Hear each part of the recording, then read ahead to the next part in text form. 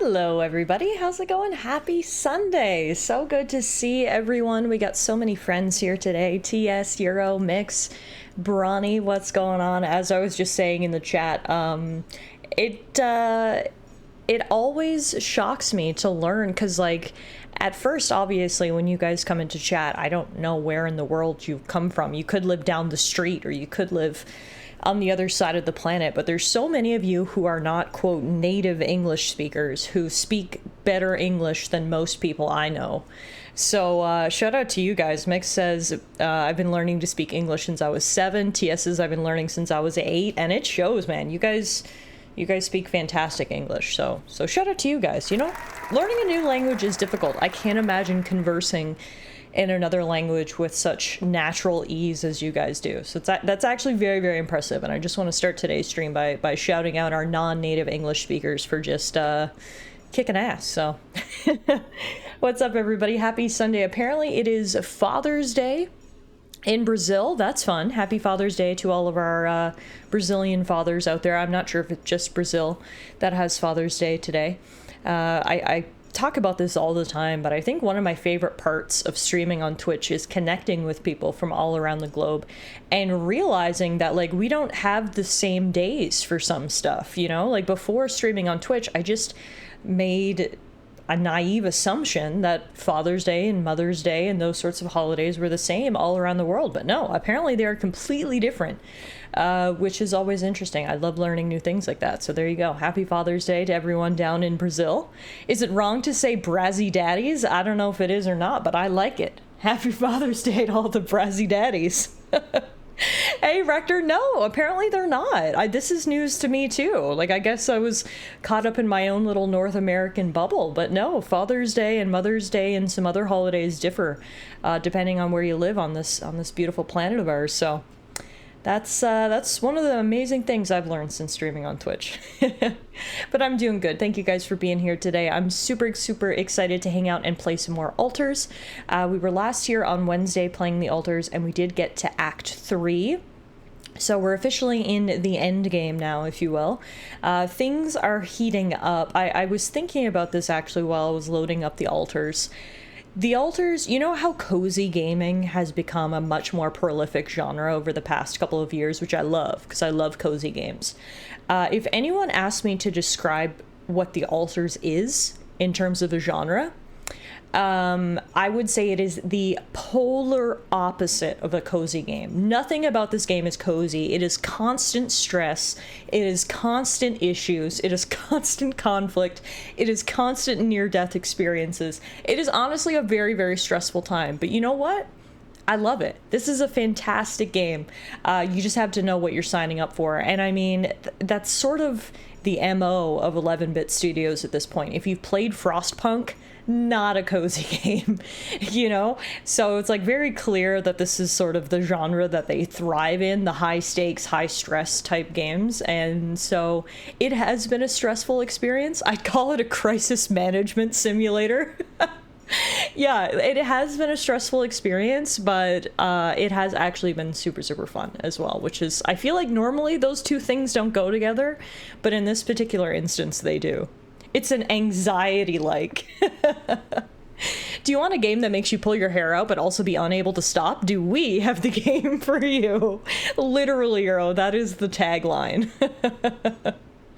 Yeah, that is the tagline. So, just to catch you guys up on where we are right now, we are in Act 3, which means we were able to move past the anomaly that was trapping us in that canyon-like region in Act 2, which is fantastic. Apparently, the rescue team is en route from Earth to pick us up. So right now, we're stopped again because we're trying to set up a beacon to relay our position up to the rescue ship and say, "Hi, we're here, SOS." Unfortunately, of course, that's not going to be as easy as it seems. We tried to send out the beacon, and we almost hit, it felt almost like a dome.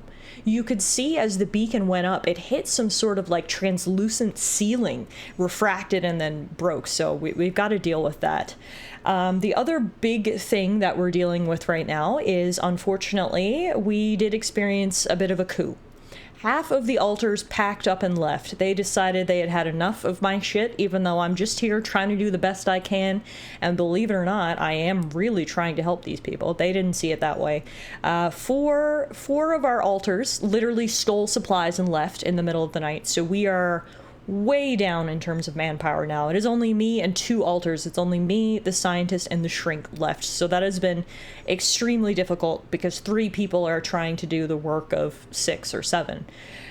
So while we're trying to send up our distress beacon, we also need to try to locate the people who left and try to convince them to come back. I don't know. I talked about this last stream. I'm still bitter. Like, as much as I want them to come back, because deep down I do care about them, and we do really need their help, I'd be lying if I said I wasn't still fucking pissed off at them. So hopefully they're ready to give me an apology. I don't know. I'm pretty mad about that. And then, of course, the other issue that we're dealing with, because all of these issues I've just talked about aren't enough issues, we're also dealing with what we're going to do when we get back on Earth. We've been speaking with Maxwell, and he has said basically that when the rescue team arrives, their orders are to kill all my altars on site. So if we want to get our altars back to Earth, we're going to need to figure out a way to sort of smuggle them on board. Additionally, Maxwell has said that he will help get our altars back. However, he wants us to deliver our altars to a lab so he can do some experiments. He has said that after the experiments are done, they'll live a happy, normal life. However, they're never going to be able to leave that facility. That's the catch-22. And so we're currently grappling with the alternative of, what if we get his lackey to instead not follow Maxwell's orders, and instead, when we're on the way home to Earth, just send us to a random fucking corner of the planet where no one will ever know we're there, and we'll just live our life in a little tiny altars commune, safe, happy, peaceful. And that's sort of the direction I'm leaning towards. Again, in classic 11-bit Studios fashion, I'm not sure that there will be a happy ending, but I'm going to do the best I can to obviously secure what I feel or believe is the best ending. So that's a brief summary of where we're at and where we will be picking up here this afternoon. And yeah, I'm sure it's going to be super cozy, not anxiety-inducing at all. Hey, Noella says, damn, they really said the alternative of running away and dying is better. Yeah, and I took that personally. Like, god damn, dude. I could not believe they all packed up and just left in the middle of the night. Like, literally, they're going to die. And they, again, as Noella so perfectly put it, said the alternative of dying was better than spending any time with me. So I feel like it's actually quite reasonable for me to feel the way I do considering the circumstances. So Euro says, clearly I passed out and missed the runaways. Exactly what do they think they'll accomplish on their own, and how is scientist not one of them? Well, that's the great question. So they found, if you remember in Act 2, we found an old basically a buggy, a land vehicle that had been beaten up and abandoned. Apparently the technician repaired it, and that's how they all ran away. So they got on board this land vehicle and ran off. And I don't know what they're planning to accomplish. Like, literally the sun is going to kill them. I can't imagine that the vehicle is fast enough to outrun the sun. So I have no idea what their plan is. Basically, I guess they just hated my guts so much that they would rather die than be with me, I guess, which again is very, very disheartening. I don't know. But yeah, so the whole reason that the other people packed up is how I dealt with the mind consuming illness that all my altars were suffering from. If you remember, we had multiple different options on the table. Ultimately, I decided to go with Maxwell's suggestion, which was to create basically a brain-dead altar and harvest his brain cells to create a cure. Everyone else couldn't get over that. Apparently, Scientist and Shrink were okay with it, and that's why those are the 2 that stayed with me while everyone else is gone. The turbocharged brain cancer. Yeah, that's a good way to put it. I still maintain that the rescue team orders are to kill everyone on site and just secure the cargo. Yeah, probably. They probably don't care about me either. So, again, that's on our to-do list of things we need to figure out. So, yeah. Anyway, that's basically where we are. So if we come to our tasks, you can see our main goal is to research what's blocking the signal from the beacon. Our side tasks are to build the 3rd Rapidium arc and to find the rebel altar's base. So, again, there's only 3 of us right now, which is really tough. We've got Shrink, and we've got Scientist. Both of them are not in the best of moods right now. But at least they're here, and they're doing things. Okay, so in terms of assignments, we've got Scientist in the research lab, where he's currently researching Base Expansion 4. After that, we will get him to research Beacon Blockade. Then we've got Shrink on base maintenance. How is the base right now? The base is fine, so he doesn't need to be on base maintenance. Instead, we're going to put him on greenhouse. No, actually, I'm going to put him on refinery first. And we can get some minerals. Then we'll put him on greenhouse. Okay. Now, unfortunately, I did notice that we have one of those magnetic storms coming tomorrow, which is going to be fantastic. Just another fucking wrinkle we need to deal with. So I need to make sure we're all prepared for that as well. We're going to need some more repair kits, some more radiation filters. As I mentioned, when the other altars dipped, not only did they dip, but they also took a lot of my supplies, including a lot of my pylons and outposts. So I was trying to set up a mining outpost on the last stream, and I didn't have enough pylons. And I was like, what the hell? I've always had enough pylons. But no, I forgot we were literally robbed in our sleep. So yeah, all that's good. All right, so I guess I'll start my day in the workshop, working on some of those things I just queued up. And, yeah, just another stressful day out here trying to survive. Hey, Nine, what's up? You sound a bit salty there, Tiff. Yeah, you could say that. I'm really salty. If and when we find the altars who ran away, the first thing I'm gonna do is slap them straight across the face. If I'm being 100% honest. They deserve a good slap. That storm itself should kill the other altars. Forget waiting for the sun to do it. That's a good point. They're gonna have to survive the magnetic storm with essentially no protection. I mean, we barely survive it, and we're in this giant base, so I can only imagine how poorly they're going to do. Just out there in that little buggy vehicle they have. Survive it in a Jeep, good luck. Yeah, exactly. There's hope we'll only discover there are irradiated corpses with the storm rolling in. I mean, that's fine with me as long as I can steal my stuff back. That's the long and short of it. As long as I can get my materials back. So as I mentioned, I set up an outpost the other day over here, but did not have enough pylons. Now, I just constructed another 3 pylons. Will that be enough? I don't know. We'll go try. I don't have enough materials to make anymore, so we'll go see what we can do and hopefully pick up some supplies on the way. It's been really, really difficult because, again, we don't have the manpower. Basically, we need to keep Scientist and Shrink back in the base to just keep things running back there. So I've been all on my own in terms of, like, resource gathering, and it's been tough, so. But anyway, we have no time to moan about it. All right, so the pylons. Okay, I need to go around this way, I think, to get to where I had the pylons. But yeah, anyway, how's everybody else doing on this lovely Sunday afternoon? We know the altars is full of doom and gloom, but hopefully your real lives aren't. I hope everybody's been having a good weekend. And it's so good to see everybody. Thank you for stopping by, as always. I appreciate it. Very happy to see you all. My weekend's been, it's been busy. This has been like a chores weekend. I think I mentioned my parents were here last weekend, so obviously we were trying to fit in as many, you know, activities as we could with my parents. But that meant this weekend we had a lot of chores to do. So yesterday we were literally out the entire day running errands, which was quite tiring, to be honest with you. So I'm excited to just hang out and play some video games now today.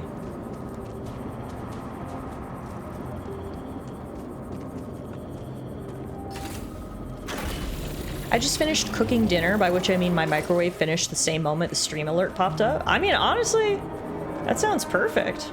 Good timing, if you ask me. Now, getting these pylons across is not going to be as easy as I thought, because if you could see there, that tree branch is actually interrupting the signal. And I can't pick it up from up here? Oh, for fuck's sakes.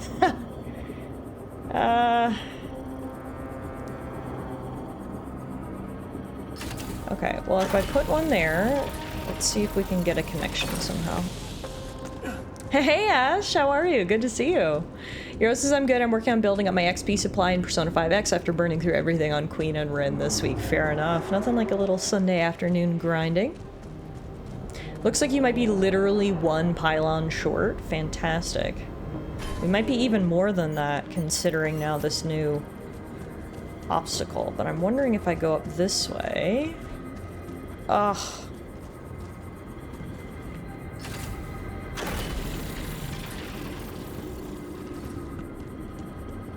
Yeah, no, we're gonna be short. Alright. The terrain is not making it easy here.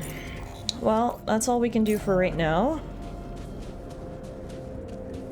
So, let's just spend the remainder of the time we have today looking for supplies.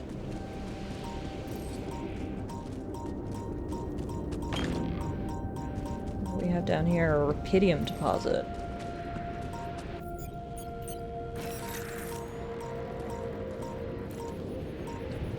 I gotta be honest, that's not super helpful for us right now. I need minerals and I need metals is what I need.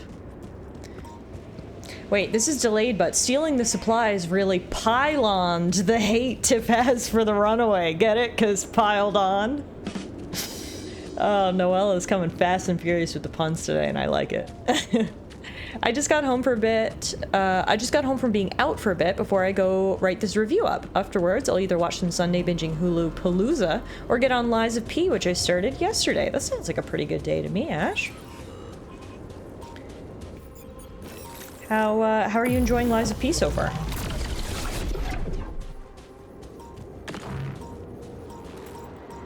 Honestly, I feel like the easiest way for us to get materials in this area is to just get rid of the anomalies and get the Alix. Because there are so many anomalies around here. It's the one thing we're not in short supply of. Oh, and I see some metals over here. Grab some of these. Oh, oh, oh, oh! Walking in midair there for a second.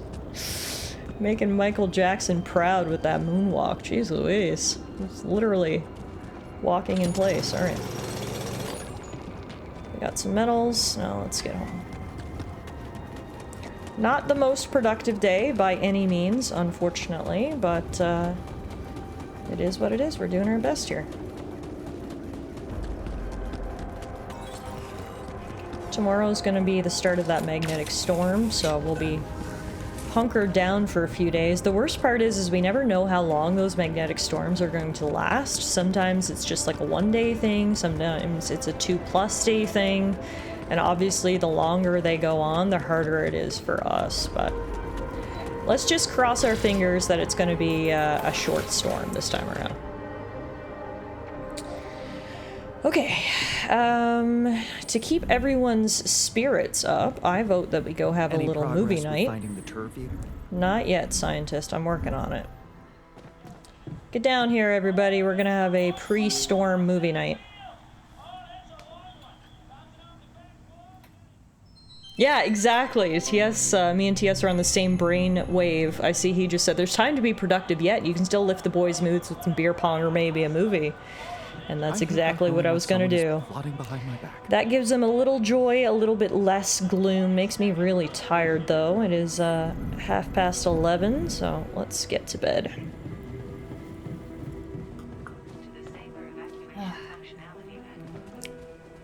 End the day.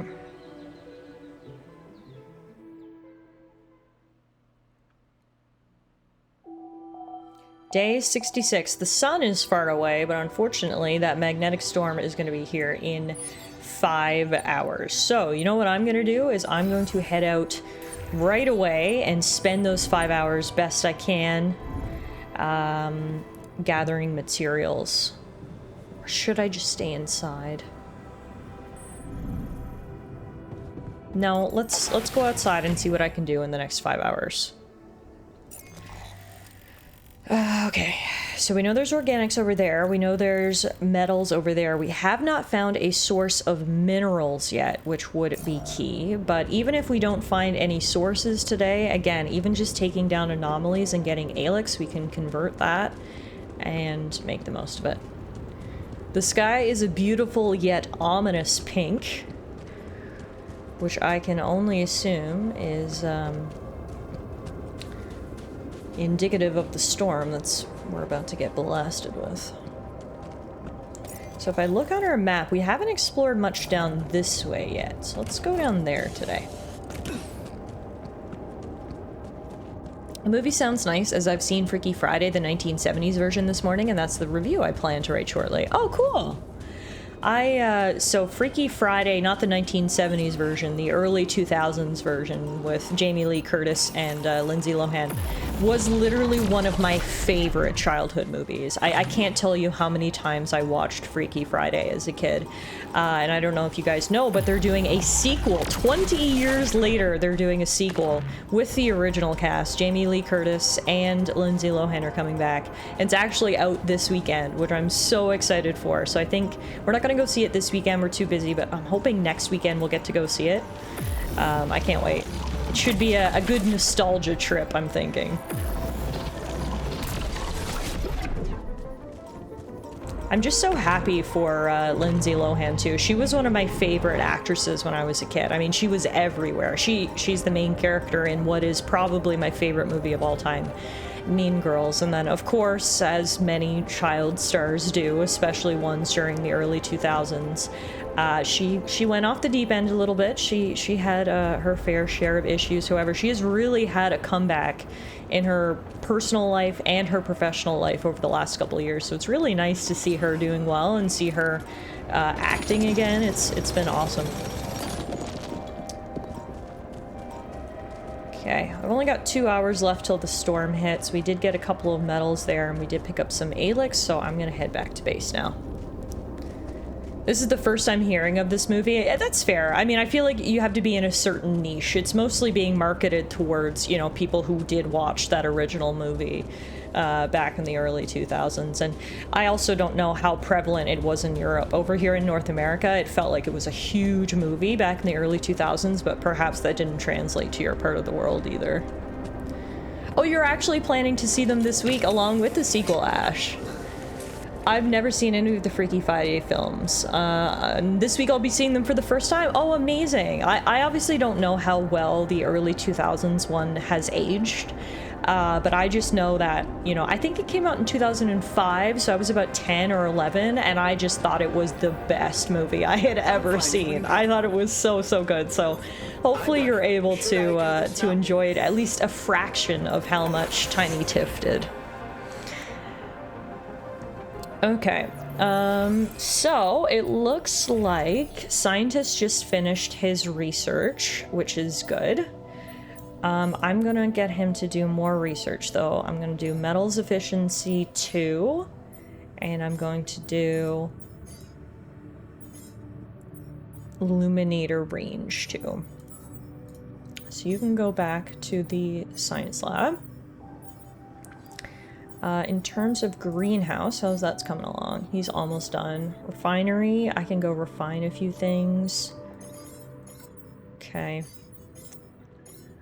We're good on everything here, I think. Oh, we're gonna need more pylons, right? Of course. Probably 2 packages of those. Okay. Storm's coming in 1 hour. In the meantime, though, Scientist and Shrink do want to speak to me, so let's go do that first.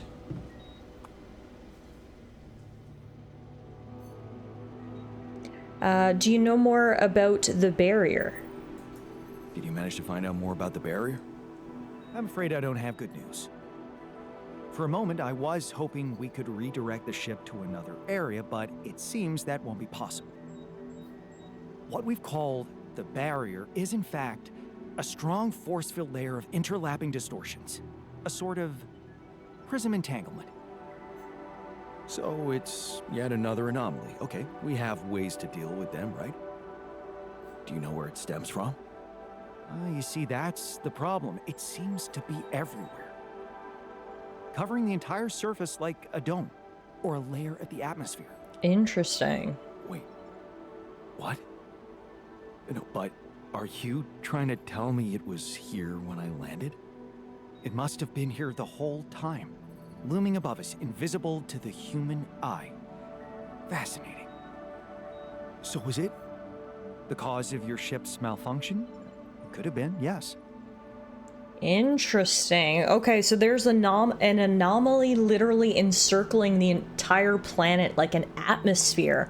And that makes sense then, why our ship suddenly crashed and everyone died. Coming down through said anomaly must have fucked up the ship. But now the question is, are we going to be able to get out of here, or is the rescue ship going to be able to get in here without suffering the same fate? Presumably we're going to have to neutralize this anomaly first before our escape plan can work. Damn. Of course, add it to our list of never-ending problems, right? I was a teenager back in the early 2000s, yet I'm one of them stubborn teenage boys during that time, and I couldn't get into that. That's fair. But time changes, and I love me some Jamie Lee Curtis, and it's nice to see Lindsay Lohan getting back to it after all the rehab she's been through. Yeah, exactly. That's how I feel too. The most I remember Lindsay was the Parent Trap movie. So like early 2000s, it felt like Lindsay Lohan was the starring character in every like preteen teenage movie that I loved. She was in 3 movies basically back to back to back that are probably my 3 all-time favorite movies. She was in Confessions of a Teenage Drama Queen, which I loved. She was in Freaky Friday, and she was in Mean Girls. I swear all those movies came out like literally back to back to back. It's probably why, you know, she unfortunately spiraled like she did, because she had no time to be a kid. She was in so many freaking movies. She was everywhere in the early 2000s. And yeah, immediately before that, she was in Parent Trap, of course, which was another huge one.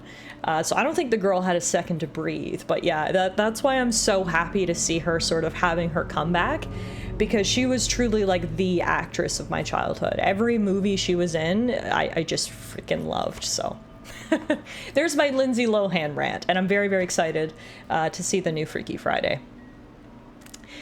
If this is an atmospheric stratum, maybe we can do to it what we do to the ozone layer, start dumping freons like there's no tomorrow. All right, what are we going to say back? I see all your guys' votes are coming in as I'm ranting about Lindsay Lohan. It's a classic case of Hollywood chewing a young actor up and spitting them out when they break. Checks out. Exactly. That's exactly it. I mean, how many examples can we point to, right? It's so unfortunate. Britney Spears, Lindsay Lohan, Amanda Bynes, so many, especially young women, it feels like. Although not exclusively. Obviously, Macaulay Culkin also went through a hard patch, and it's just sad because so many of those actors and actresses were in so many of these iconic movies, at least for people in our sort of age group and demographic, that were really pinnacles of our childhood, and then just to see them just like spiral, and it feels like get no help. It's really, really sad. And some of them have come back, like Lindsay, and Macaulay seems to be doing great now as well, but then others, you know, they never really do, and it's sad. Very, very sad, right? Yeah, Frankie Muniz, Raven Simone. Yeah, it's just sad, right? Hollywood is a tough place, and it seems like things are hopefully maybe getting better for the next generation of childhood actors, but anyway. Hi, Jazzy, how are you? Hello, 15 months from Jazzy Catfish. Hello, my friend, how are you? Happy Sunday. So good to see you. Welcome to the altars where everything is crashing and burning around us. We've just come across another problem. Apparently, no ship is going to be able to get in or out of this planet's orbit, aka no escape craft is going to be able to land, because there is some sort of atmospheric anomaly surrounding the entire planet that I guess we're gonna need to dispel. All right, we got 5 votes from you guys as to what you want me to say back. It's a tie between it almost sounds like the planet wanted all this, or so we're doomed. I mean, as much as I would love to go doom and gloom, let's sort of spin that a little bit, and I'll go with it almost sounds like the planet wanted all this. Damn, that's incredible. It almost sounds like the planet wanted all this to happen. Me landing here. All on my own. That makes my head spin. How are you doing today, Jazzy? Planets are inanimate objects, Jan. They don't want things. You may have been saved by the QC prediction system, but thinking of all this as some kind of intricate plan would be arrogant even for my standards. I believe the nature of this gigantic prism distortion needs to be studied more.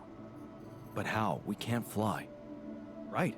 But we've made fragmentary observations on the surface, and I think we can still learn more. I've located 3 areas with particularly strong interference characteristics that match the electromagnetic fluctuations typical for this kind of distortion. They should be marked on your map. I want you to take a closer look at them and bring me more data. Okay, fair enough. I can do that. Obviously not today, because the magnetic storm is going to hit us in 32 minutes, but I'll add it to the to-do list. In the meantime, let's go see Shrink down in the greenhouse. You can see by his little character portrait up in the top left corner that he's looking rather down, so let's see if we can cheer him up a bit. What's going on, bud? Can I comfort you at all? Hey man, what's with the long face? Oh, you know, let's just call it seasonal blues. It'll pass. Can I cheer you up somehow? What do you normally do when you're sad? Let me think. Silly animal videos always make me laugh. That's true. Well, let me tell you about one of my favorites. Oh, I used to have a whole playlist of those. My favorite was a gopher suddenly dropping like a nut, I think, like it remembered something. It was way funnier than it sounds, I swear. Interesting. It almost sounds like you relate to that gopher. Okay, that was sort of a strange conversation, but it does seem to have cheered the Shrink up, which was the whole purpose, so we'll take it. Alright, the magnetic storm is officially here and hitting us, which means everything is going to start breaking momentarily. So before that happens, yep, there it is. Oh my god, literally everything is broken. Okay, fantastic. Absolutely fantastic. Base is in bad condition. Yes, I know. Alright. This is why the magnetic storms suck, because everything just breaks.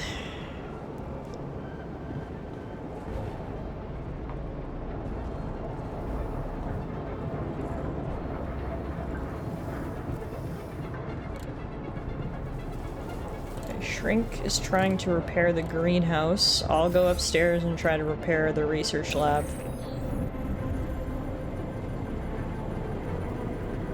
How long is this storm gonna last? Oh, it's only gonna last another 9 hours. Okay, that's good. It seems like it hit fast and furious. Everything broke, like, basically at once, but it doesn't appear that the storm is going to last for too long. Would you like me to address that? So that's good news. Only 9 hours, I know. But compared to some of the storms, we've had like a multi-day storm, so believe it or not, only 9 hours is actually better.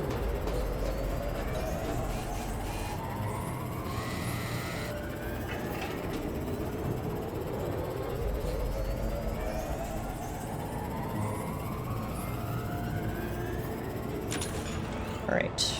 The storm will be over come morning, and then we're just gonna need to fix a couple more things. How many repair kits do I have? I only have 2 left, so I'm gonna have to make some more of those tomorrow.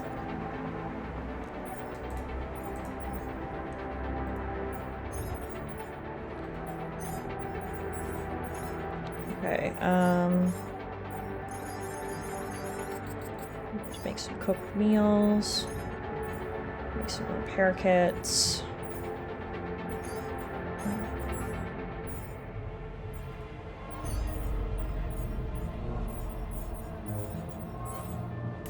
Okay.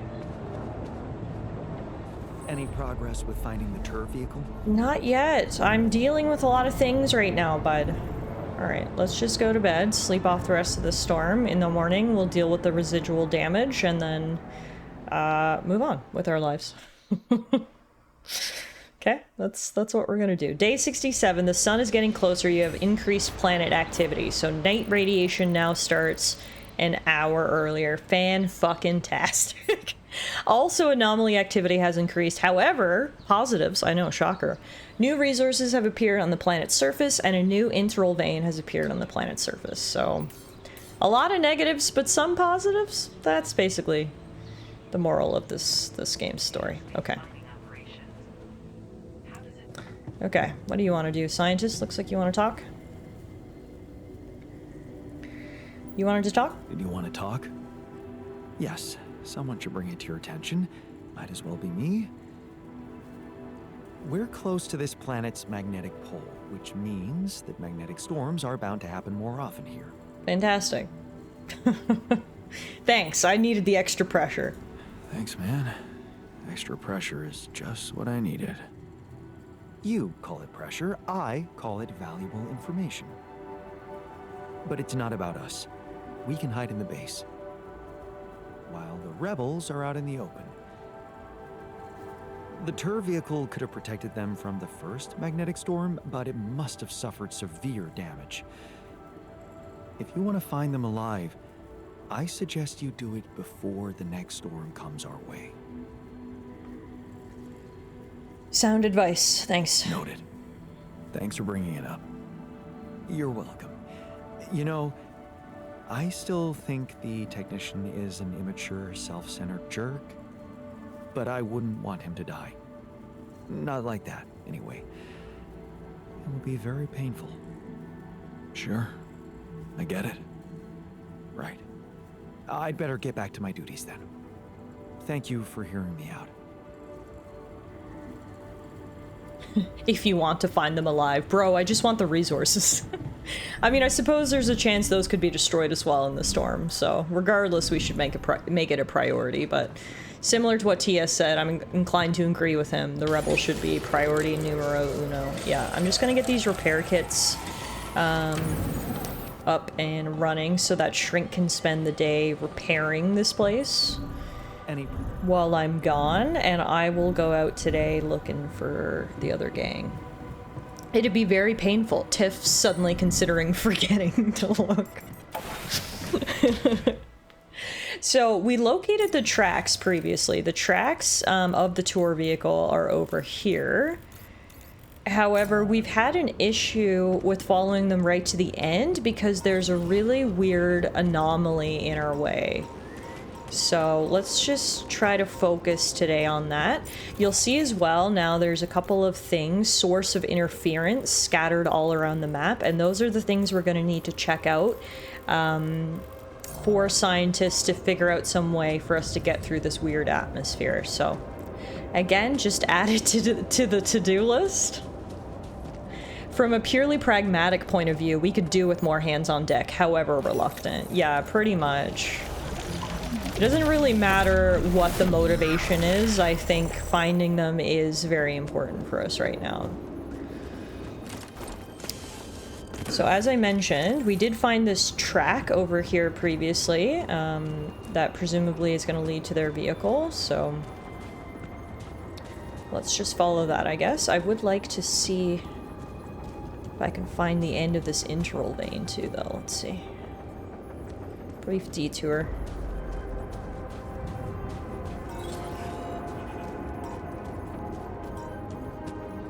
And hey, if they remain pissy, we can always forget to hide them when XCOM gets here. Oh no, I forgot there was a time dilation over here. Well, that was a waste of so much time.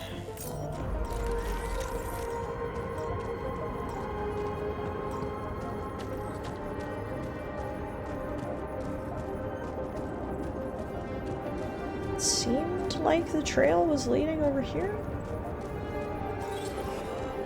I don't actually see it, so... Okay. One thing at a time. I think I'm getting distracted. I'm going to focus. We can come back to that later. Let's focus on following the track. Okay.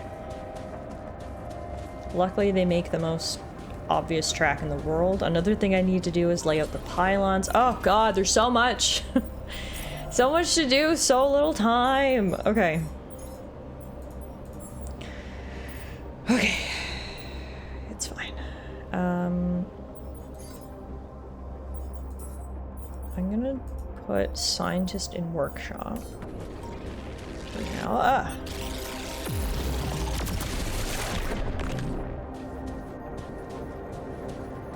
So you can see the track heads straight up that hill. Now we have to go around, and the issue is over here there's a weird like dilation.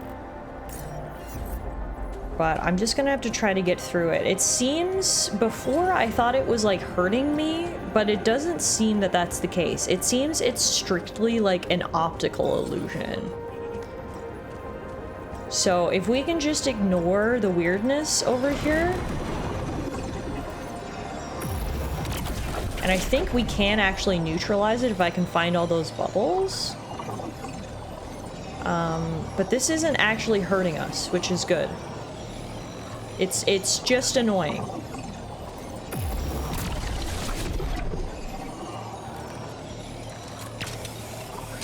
Hey Sharp, how are you? Happy Sunday. Welcome back to the altars where things are as stressful as ever. Oh god, it makes it so hard to aim. The weird prism effect. Okay.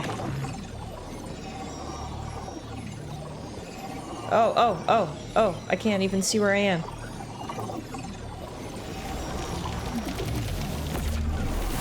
Nothing there. Did you buy any of those shirts? No, I didn't. I have got a lot of Pokemon tees right now, but if I need any more, I know where to look. Sharp sent me a link yesterday with a bunch of really cute Pokemon tees. Okay, so it looked like the tracks went up that way, but this doesn't appear to be leading me that way. So now I'm just confused. Oh god.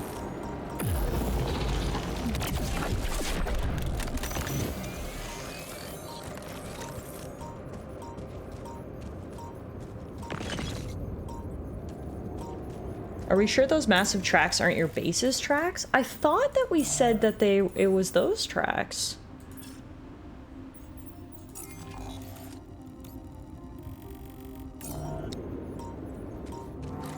I thought when we found them originally, my character mentioned that it was the tour vehicle's tracks. But you're right. I mean, the huge size of them realistically could be our base's tracks.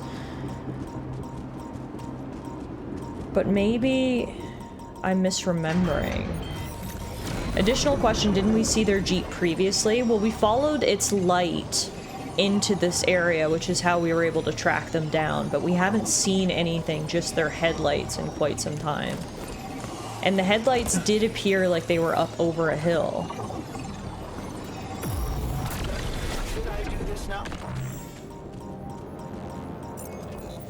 Ugh, okay, I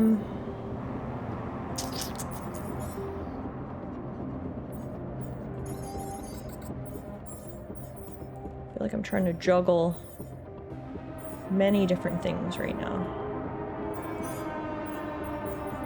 Do we have any repair kits? Yes, we do. Okay. Just gotta let them do their thing.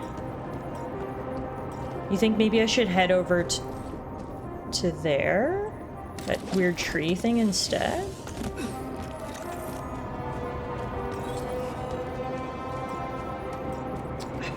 Because, like, I don't think we can go any further that way. It really doesn't look like we can. So maybe I misunderstood about the track. Well, I guess... Yeah, maybe I misunderstood about the tracks, and the tracks are our base. Maybe you're right, TS. Yeah. Well, if that's the case, the only other way we can go that we haven't explored is this way, which leads towards that weird tree with the lights. Can't be a bad thing exploring more of the map, though. No. No, it's certainly not a bad thing. But yeah, no, I guess we need to go this way. Well, what we'll do first is I'm gonna go grab that source of interference, which is what we're gonna need. Also, Kev, I'm not sure if I said hi to you, but hi. Hope you're doing good. Happy Sunday. Welcome to the altars, where it is another stressful day, as usual. Just juggling a lot of different balls right now, but we're gonna get through it. Oh god. We are going to get through it. Okay, so the source of interference is right here?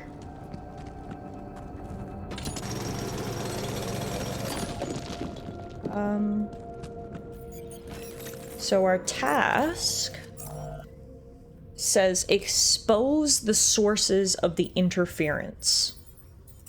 And you can see it's literally right here. What does it mean by expose? Okay, hang on. This is a good sign. Wow. Yeah, okay. This location looks like some kind of root system. I'm getting some quite extraordinary readings from there. Okay, so that's one down.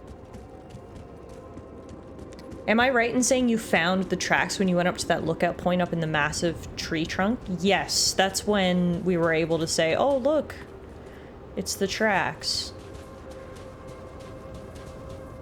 But maybe I was looking at these tracks and Jan was looking at different tracks, honestly.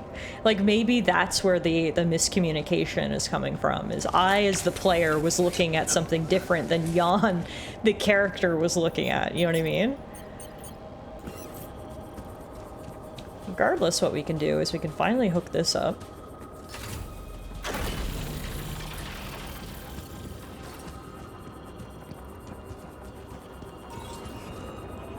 Perfect. Okay. Now, let me just double check what everyone's doing. You're still doing base maintenance. Okay, we're gonna need a bunch of that.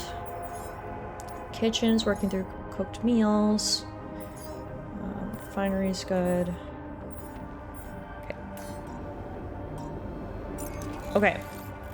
So, I guess we'll start heading down this way. The issue of climbing down this way is that is where the time dilation is. And every time I go in there, I say, oh fuck, time dilation. Because as the name implies, it takes a long time to actually traverse this area. So what I'm wondering is, I guess it's two-part. What I'm wondering is, A, can we nullify the time dilation? I think my other question's already answered. My other question was going to be, B, is there any other way in there? But I don't know that there is. Hang on.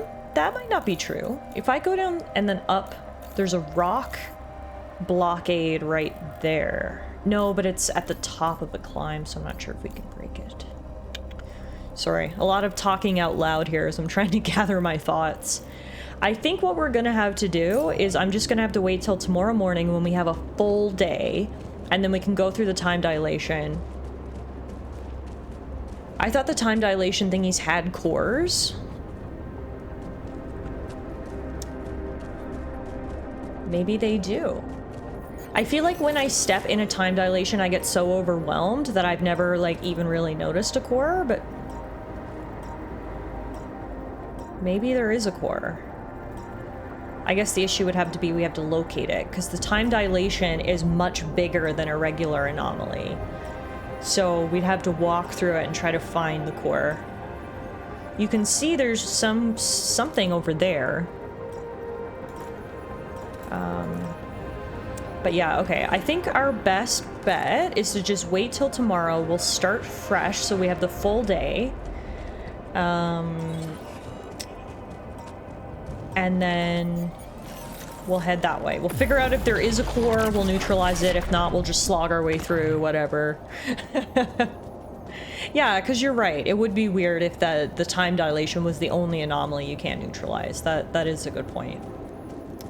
Okay, well, I've got a couple of hours left, so now that we've hooked up the metals outpost, let's go do a little bit of mining before we call it a day.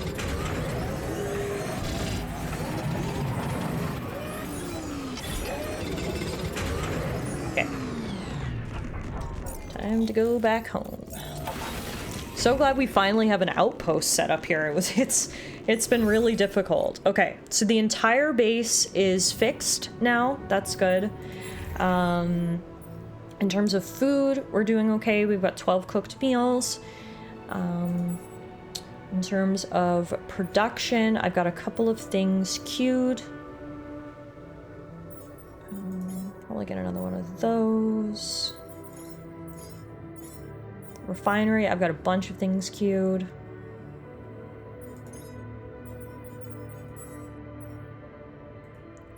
So I will put scientist on refinery and shrink on workshop for tomorrow. I'm wondering if now is a good time. We do have some resources saved up. If now is a good time for some of these other modules. So in order to expand our base, we need 240 minerals and 240 metals and 200 minerals. So obviously that's very far away. At some point we're going to need to get a minerals outpost, but one thing at a time.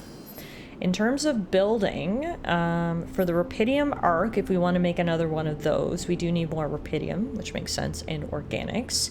But what we could do is we could get the gym and or the perk with a bench, which should help moods around here, which, you know, helpful. I don't know, which one do you guys think?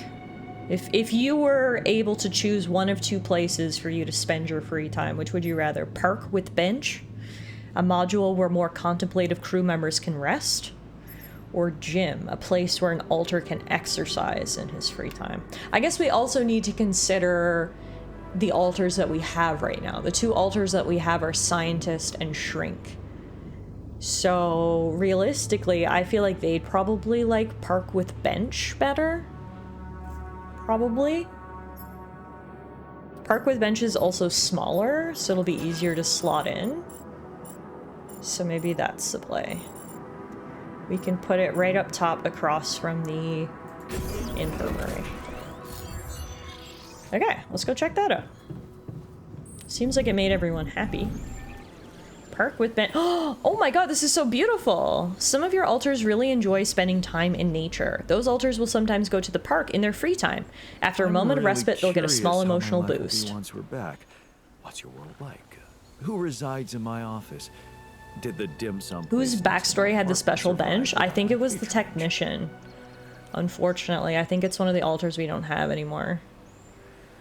But you can see right away, Shrink and Scientist both came up here to hang out, so I think I probably made the right choice. They're hanging out on their phones and iPads here in the park. But, you know. Let's see. Scientist is feeling okay, and Shrink is feeling okay. Yeah, so we'll take it. Alright. I might sleep in the infirmary tonight, because we do have a little bit of radiation, so we may as well get rid of that if we're going to be out all day tomorrow. Day 68. The sun is approaching. Alright, so I did sleep in because I slept in the infirmary. I completely forgot that that was a side effect, but it's only 2 hours, so it's fine. At least now we're radiation free and we can head out on our journey. Hi, Death. I missed what happened to the other alters. So basically there was a coup. 4 of my alters basically said they had had enough of my shit, my leadership, my decisions. They were really, really mad at me. I tried everything I could to appease them. Nothing worked until one night they stole some supplies, took a land vehicle, and ran away. So it has been shitty because A, I feel personally offended that they would literally choose probable death over being with me. You know, you can see how that one would hurt you in the feelings a little bit.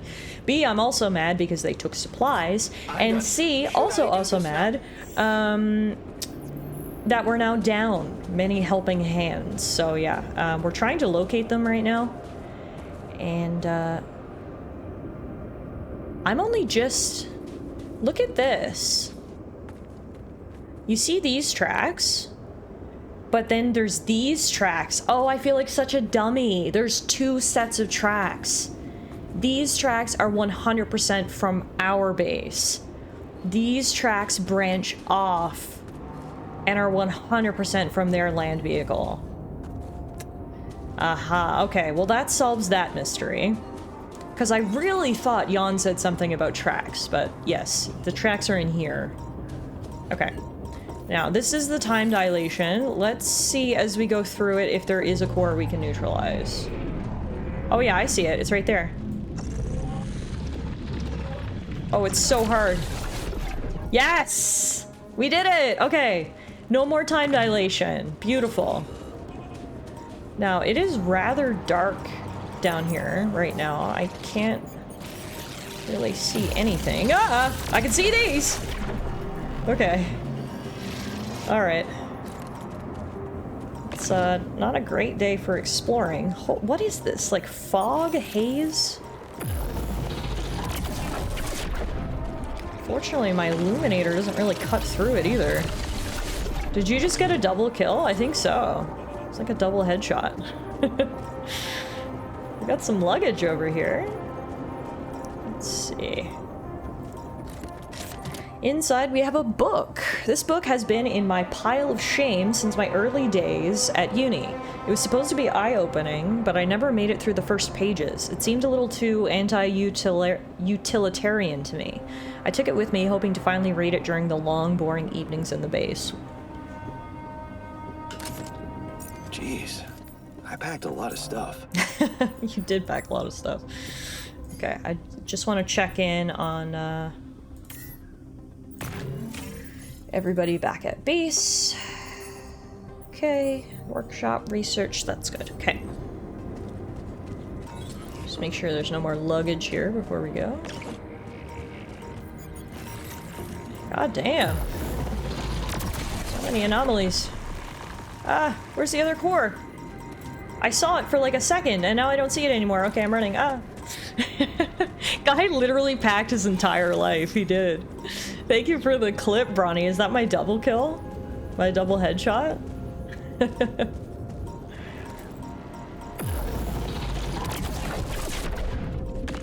Alright, the tracks lead down here where I see a bunch more anomalies. Oh, it's another one of these prism anomalies. Okay. There's so many! This is crazy. This is so trippy. Oh my god. Alright, we're through. The tracks keep going this way. I'm gonna quickly go up here too. Okay, this looks promising. Yeah. Do you think they're holed up in here somewhere?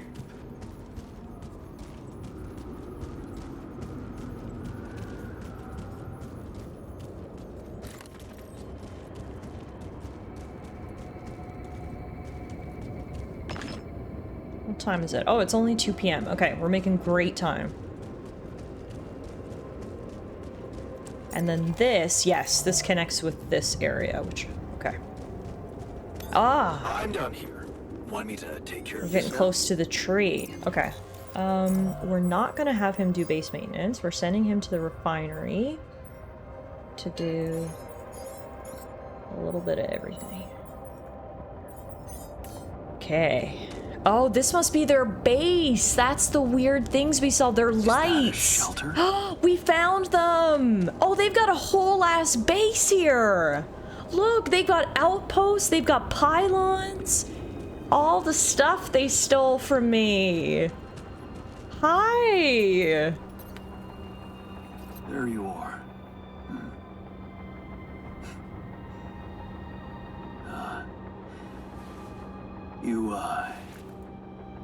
You okay? Eerie. Seriously?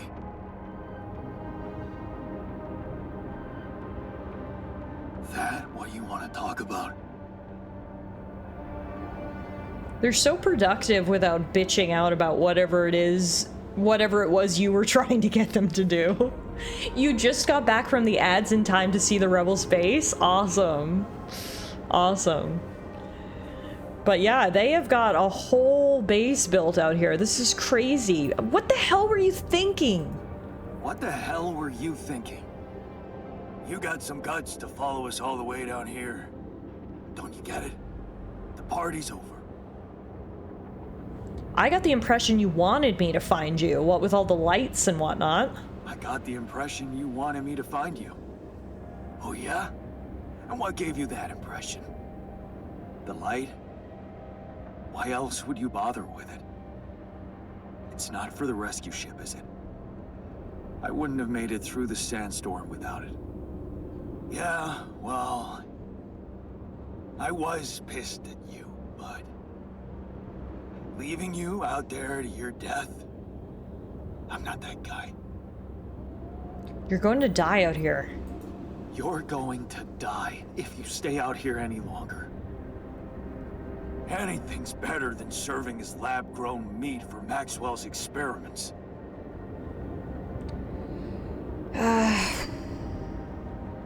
What do we say in return?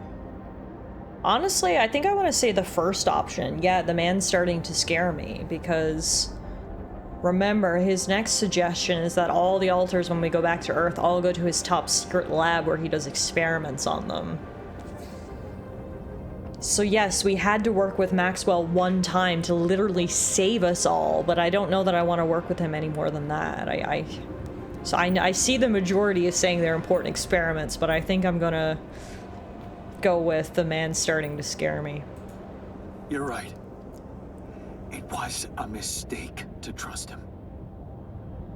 I learned some disturbing things about his project. To be honest, the man is starting to scare me too. Oh yeah? Tell that to Tabula Rasa. Your mistakes actually have consequences for others. Admitting to them won't take that back. So, you really want to stay out here? How do you intend to survive the sun? In the tour vehicle? Are you kidding me? That thing is good protection against radiation, but it won't withstand the sunrise. Only a proper shelter will. And this place provides the perfect terrain for one. So that's what you're building. Yeah. And it's no picnic, so why don't you get back to your base and just let me get on with it?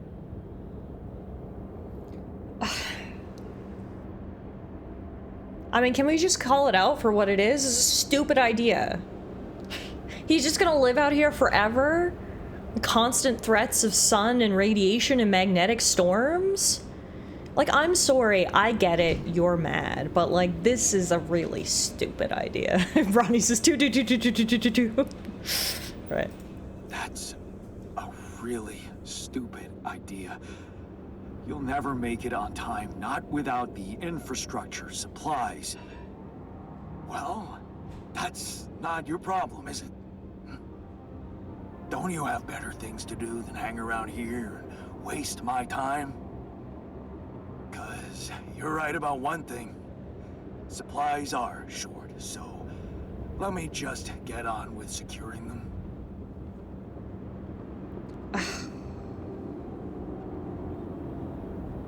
This is such a difficult situation, because on one hand, I just want to be like, alright, fine. Do whatever it is you want to do. But on the other hand, I do care for these people. I liked Technician. I'm so mad at him for ditching us, but at the same time, I don't want him to die. Hot tea, thank you very much. Everyone said hello. Alright, you guys are of the same thought, right? Like, yes, I'm pissed, but I'm not pissed enough that I want to see him die by nuclear sun. Can I get you anything, at least? Can I get you anything? I don't want any help from you. Just go, okay? You're making things worse. Okay. So that's it? Where's everybody else? They got a little base made in the tree. They must be inside. As funny as getting you to cut them off would be, making amends seems like a better option, yeah. Just like, holy shit, they stole all this stuff from me. That is crazy. Well, I'm taking back this movie. Aliens have finally responded. Nice. I don't know that movie. I'm gonna watch that tonight with my friends. But yeah, I only see technician here. I guess maybe that's to indicate that technician would leave no matter what, versus maybe the others are variable. But they have got quite the fucking base made back here. This is crazy. So we found their base. It's right there. There's nothing else we can do at the moment. I guess we'll go back and speak to Scientist and Shrink about it. I've got a feeling Scientist is gonna tell them, gonna say go fuck themselves. He's not gonna want to help them at all. Shrink might, I don't know. To be fair, some of that stuff was probably already on the truck thingy. That's fair. That is fair, yeah. Part of me believes the rest would be more amenable towards you if only you could talk to them. Well, yeah, it seems like Technician has always been leading the charge. Like, for example, was it Refiner? I did not think Refiner was gonna leave. He was very on the fence about it. So, like, yeah, I feel like if I could speak to him, he would come around. But maybe that's why they're only allowing me to speak to Technician. Okay, well, while we're down here, there is another source of interference that we need to find. So let's do that through the weird prism.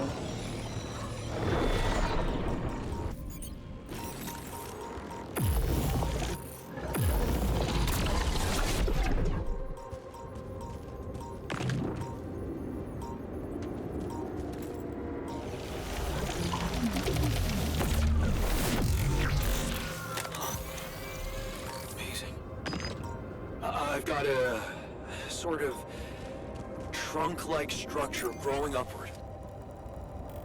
Okay, and then the last one, the last source of interference we need to find is the, I think I know how we could use that climbing up that big tree again. I'm down here. Want me to take care of this now? Sure. Yeah, like I said, I'm actually very interested to see how everything could play out in another playthrough. Because sometimes when you play a game and you're presented with choices, you can kind of tell that although it appears to be, you know, an important decision, that ultimately the paths are going to reconverge again, and it's sort of the illusion of choice. But the more we play, and the more I hear from some of you guys who have played as well, it sounds like your playthroughs can really diverge drastically.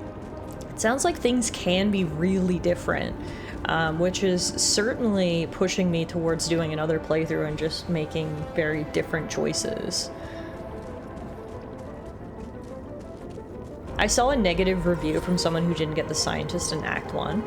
I genuinely don't know. I feel like, well, first of all, the game straight up tells you to make a scientist. So if you didn't make a scientist, that's just you ignoring the game. But second of all, I genuinely don't think you could even play the game without the scientist. He has been like the most integral part of our team. Like every single time we come across a problem, we always turn to the scientist to try to solve it. So like, how would you even get past each roadblock in each act without the scientist? You can't. That was 99% of the review. Oh, so this guy's just a dumbass. Okay, cool, cool, cool. Be right back, getting the game and doing it without the scientist. Noella wants to do a challenge run. A scientist-less run.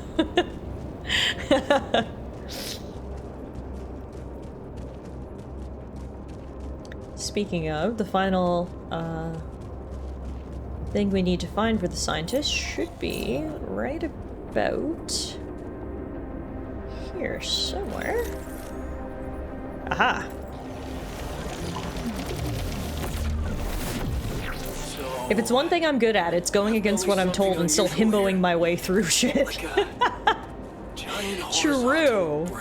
That is true. Judging on by what you've told us about blueprints, you probably could do it.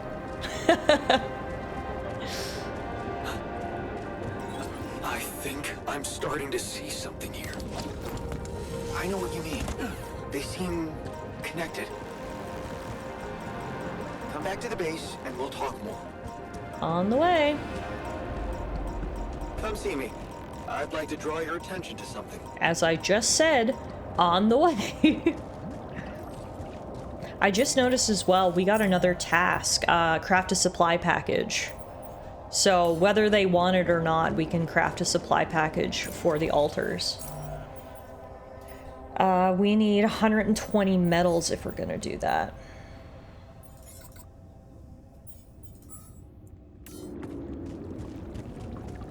We may as well. We've come this far. We'll drop it off on their front step. If they don't take it, whatever, I'll just take it back, but...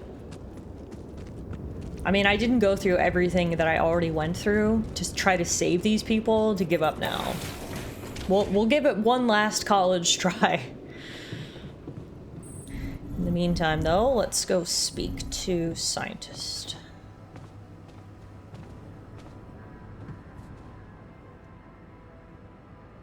I located the tour vehicle. I found our rebellious party. They're alive. Looks like they have no bad intentions, just want to be left alone. What for? To die in that exploration vehicle? Apparently. They're building a shelter. Oh, please. Spare me the details. They should be putting those skills to use here, helping us, not making a sophisticated grave for themselves. Quitters. I mean, I gotta be honest, I don't fully disagree with what the scientist just said there, but... Anyway, what did you make of all the scans? So... what do you make of the data we collected? Interesting. Very interesting. The 3 fragments of the integral apparently form a single structure. Right. Yeah, it almost looked like it could be part of a gigantic tree of some sort. A huge vertical framework on a proximity plane. It could be our way up. A way up? How do you mean? For what? Reaching the barrier and destroying it.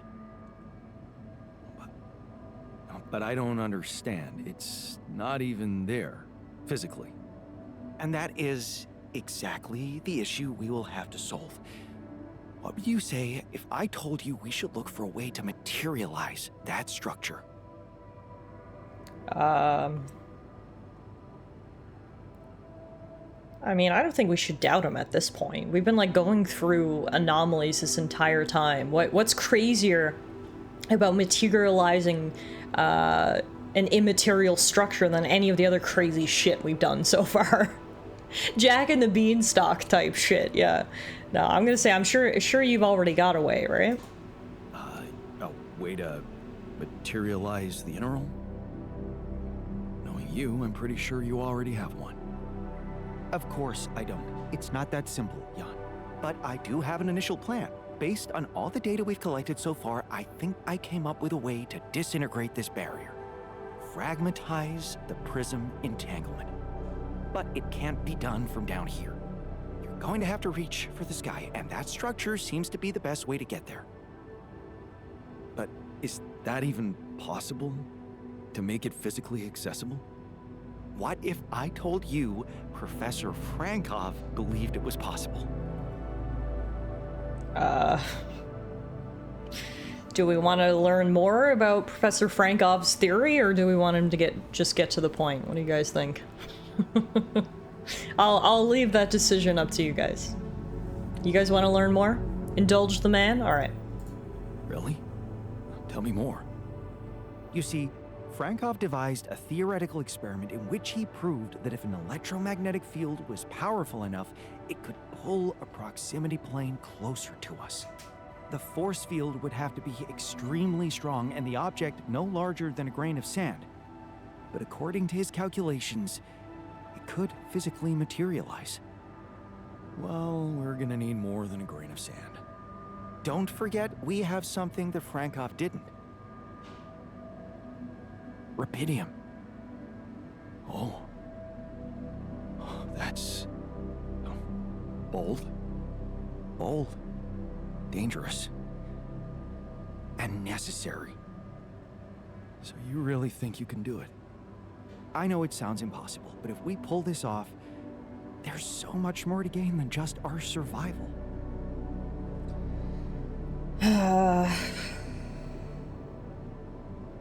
I mean, I gotta be honest, my gut says I'm fine with just surviving, but I know he's gonna say something about scientific breakthroughs or his career or something like that. Thank you for the hydration, Bronny. Does tea count, or do you want me to have water too?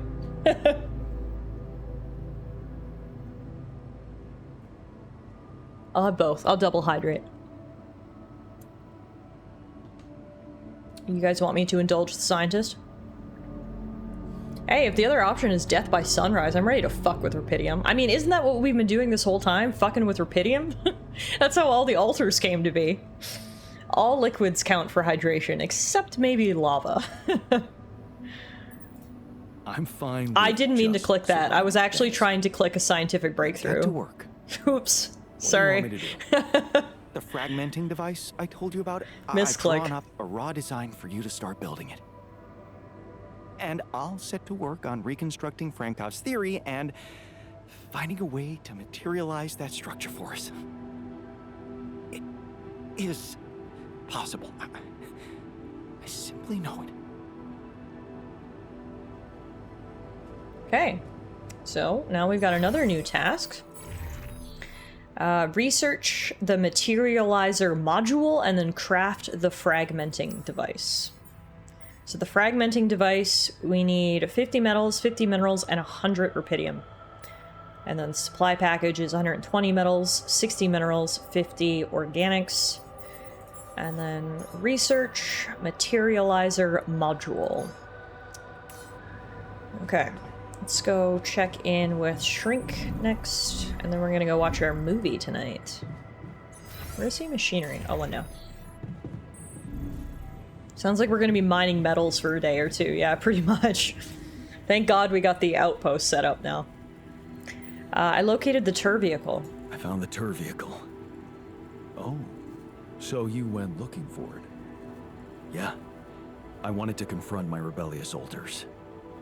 Obviously, and did you succeed? I don't know.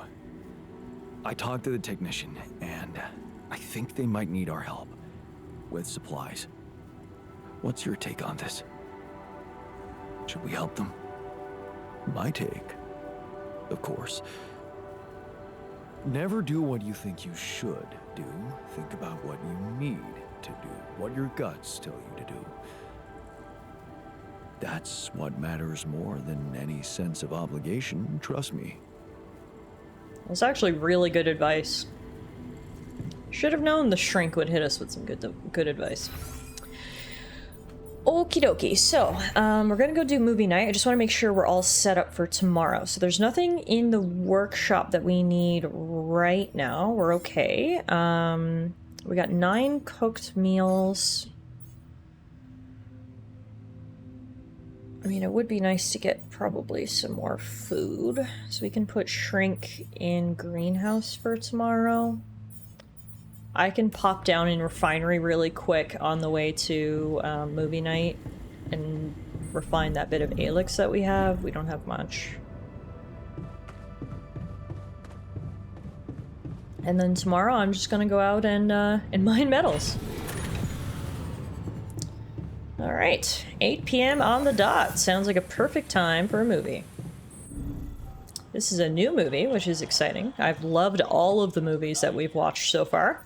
This one is called Aliens Have Finally Responded. Description: a group of scientists finally get their hands on a long-awaited message from aliens. Alright, sit back, relax. For any of you guys who haven't seen a movie yet in the altars, these are actually fully fledged short films, basically. Some have been animated, some have been live action. They've all been really funny. So hopefully this one will be good as well. So let's sit back and relax and have a little movie night.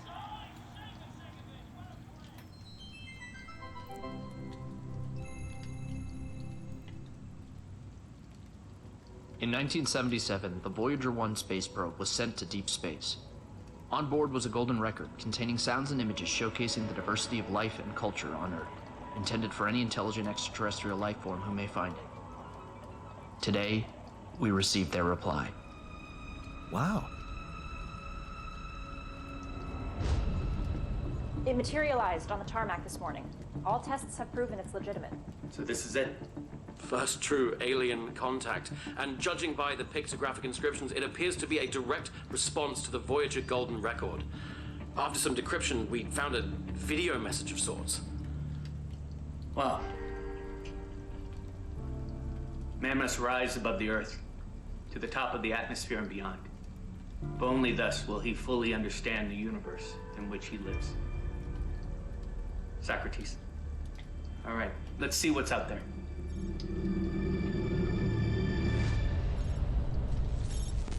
Aliens of Earth, we have received your documents and studied your people. Heed our next words carefully. We have one and only one request of your species. We are friends!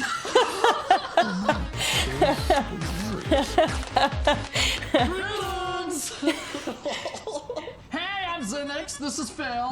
We loved your golden circle thingy. It was so cool learning all about you. So we figured we would make one now like this to send to you to tell you all about us. I think you'll see we have a lot in common. I feel like we could really honestly be friends. Yeah, sorry if we scared you back there, by the way. That was just a little bit of what we call humor.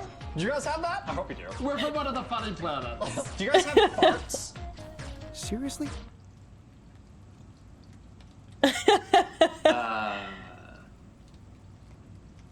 You should have seen our faces when we found this Yeah, we were just like, fine. No, you tell it. Please, you tell it. No, I'll tell it. All right, so we're looking for space debris, and that's actually what we do. So we are just on the edge of the universe, Yeah. combing for space junk. It's pretty lonely out here, so great to hear from you. Yeah, but then we both see your craft, and at the same time, we're all, what is that? All of human history and existence on a disc, just for us. How cool is that? I'm not sure if they're official representatives of a planet or... The butt bump! Well, maybe they'll give the record to somebody else. Don't worry, your secret's safe with us.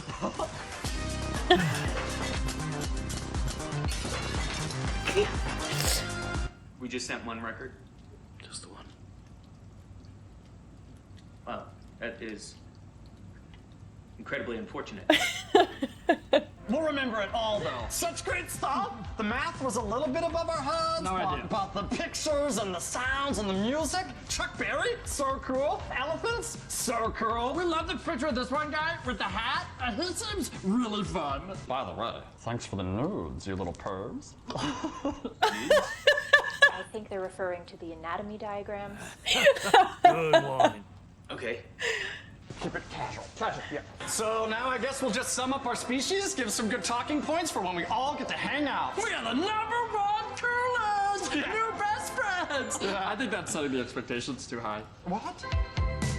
Go ahead, action. All right, so this is our ship. It's a rental, and we have ships that move, and we move with legs, like you guys. Our ships also have legs, and we have thoughts and can make words and have organized religion and have faucets, and I don't know, man. It's tough to sum everything up so quickly. But they're good. We've also got hats! We think Hat Guy would love this one, right? I need a bio break. That's good. I think that covers a lot of That it. covers a lot of it. Our mission statement was to find intelligent life, and we have obviously slightly missed the mark. Is it possible to fast forward a little bit to maybe... Right. Protein, plants, we do eat dreams.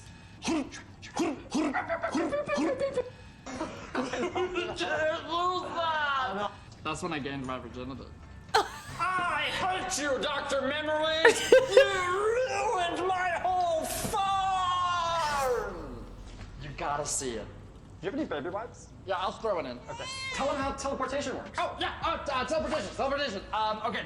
Oh. What you do, basically, you pay for the service, and then you put the object in the machine, you make a wish, and then the machine, it's basically, I don't know. It's hard to explain. Anyways, that's how we're gonna send you the box. And we'll put the teleportation documents in the box if you want to learn more. We have the file. It's just a billing statement. And a question, who likes farts? I do. Just want to let you know that, like, we're the coolest, and we're really cool. I want to send to other species out there, like, here's me on my best day, but if I'm being honest, like, that's not all best days. We're good without you. so If we wouldn't even need you. But if you feel like you want to come and hang out, you totally can. Because it's the best. Yeah, I want to meet you. But maybe I'm not this perfect person. Do you want to do Grubhub? Maybe you're not too. And then we are fun. The funnest. I want to see what you're like when the camera's not on. Take a chance on us. Well, we have verified aliens exist, so that's good. Maybe that's a good place to stop for now. Very productive. Sure. 2, 1. So there you have it. All the important stuff. We might have left out a few little facts. But we can chat about that when we we're can totally hanging out. chat. All right, we're gonna send you the box soon. We'll be able to see when you finish watching the video, and once you have, we'll just open up a portal connection, and you guys can come right over. Oh, come on over to a cool, like, chill snacks and chill thing. It's gonna be super chill. Bring Hat Guy. And Mozart. And bring a squirrel. Do we owe it to humanity to make further contact? I feel like going up there would just be, you know, a lot. Maybe we should ghost them? That's something we might want to think about doing. I mean, we do have a ghost protocol. No, we do have to respond somehow. I mean, who knows what we'd be provoking if we didn't. Right, but also we might be encouraging more. Wait. I think I know how to respond. You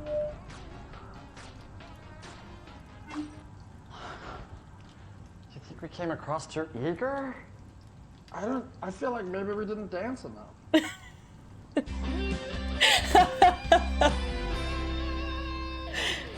We should do a dance. It's good.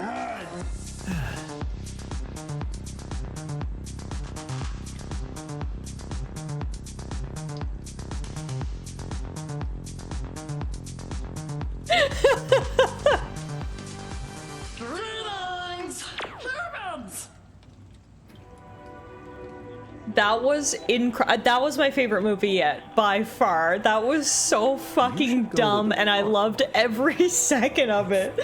Oh man, the fact that they put so much effort into these stupid little movies, I love it. That was so dumb. If that doesn't make everyone happy, I don't know what will, because I feel really happy after watching that. That was an experience, truly one of the greetings of all time. Oh my goodness, that was so stupid. That was, wow. I was feeling really down with, you know, the constant, oh, day 69! I was feeling really down with, you know, the doom and the gloom, the constant to-do list, but after that movie and now day 69, things are truly looking up. This is fantastic. This is the nicest day of all. Alright. I'm gonna quickly repair this, and then I'm gonna go out mining metals all day long. I've been working on the railroad all the living long day.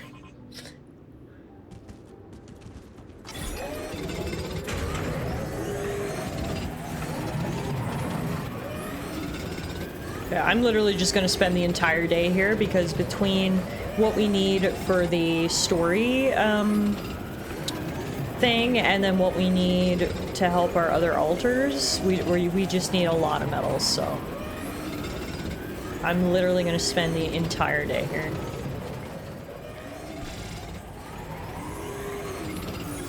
Okay. Alright.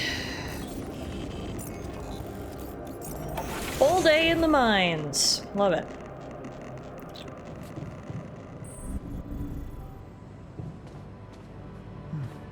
Do we have enough to share? I mean, we don't have a ton of food, but luckily that's not what we need to actually make.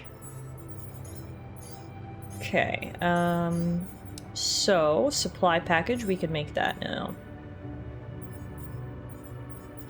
I'll go down and make that, and then tomorrow we'll be good to deliver it.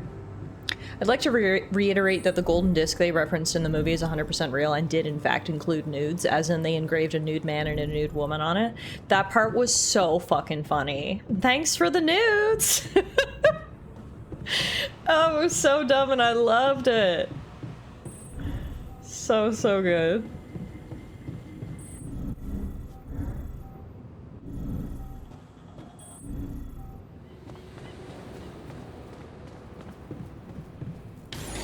Figured I may as well work on this a little bit before bed, so I can finish it off tomorrow morning and then go deliver it.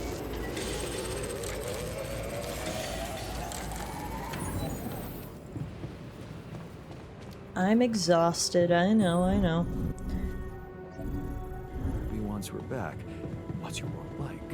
Who resides in my office? Did the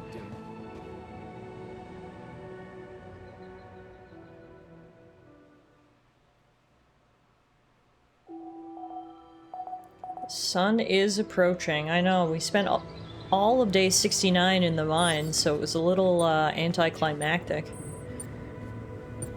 Today we're gonna go deliver the supply package just in time for the next magnetic storm. Go finish making it here now. Perfect. Alright, let's go deliver it.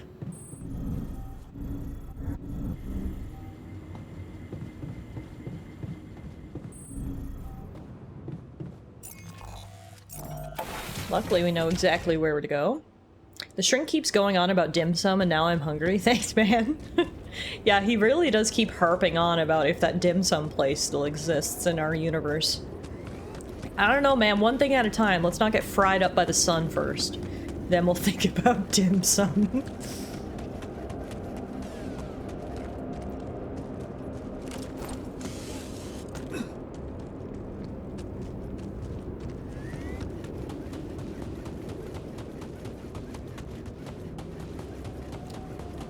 For some reason, it's like so hazy down here. It's really hard to see.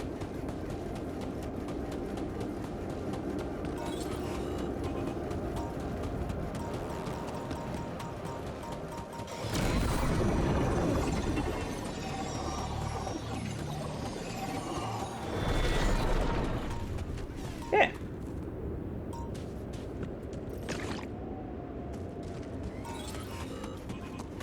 We'll deliver their supplies bright and early, and then we'll still have the full day for us to focus on all the other shit we need to do.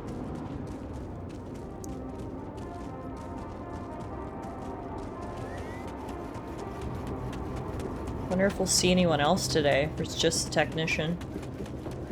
Hello? Nope, the technician's still standing in the exact spot he was before.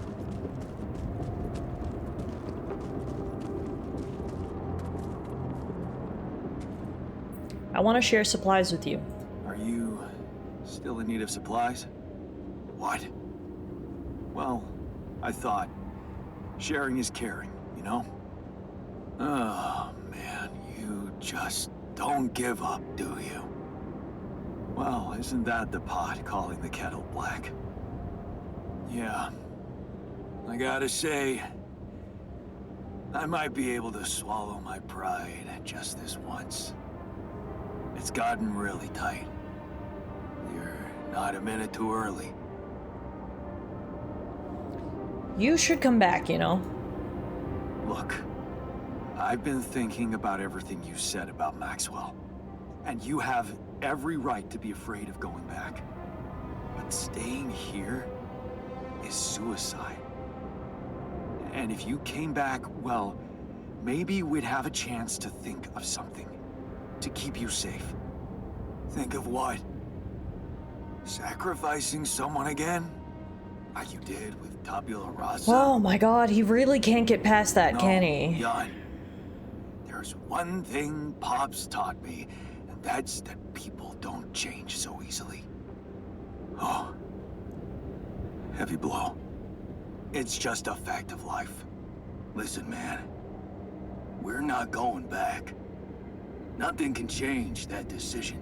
We're staying here. We just need to finish building the shelter.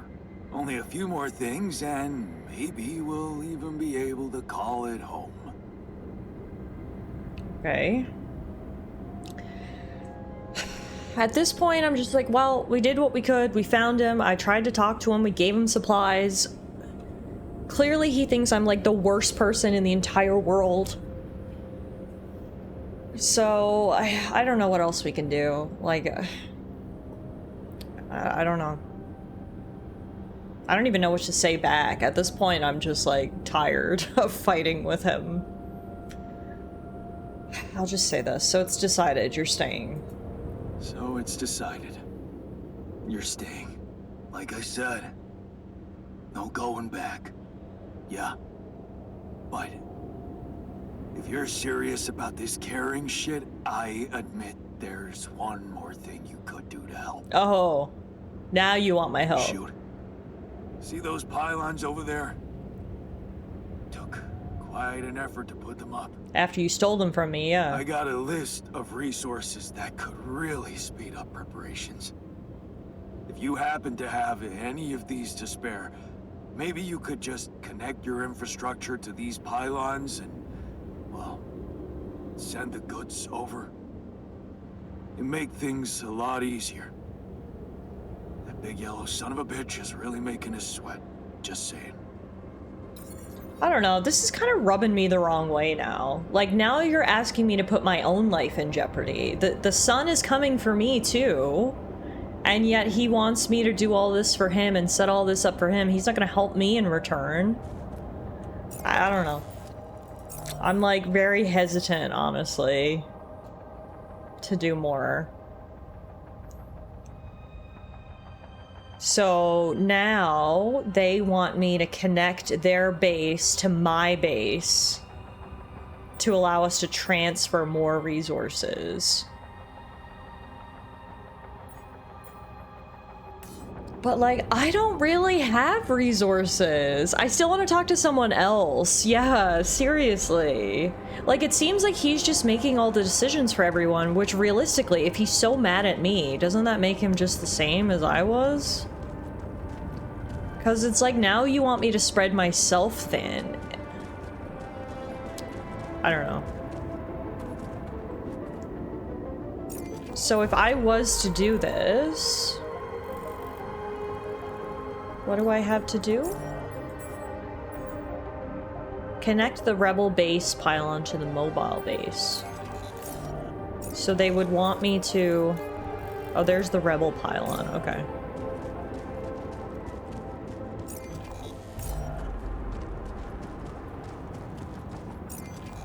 So they would want me to do...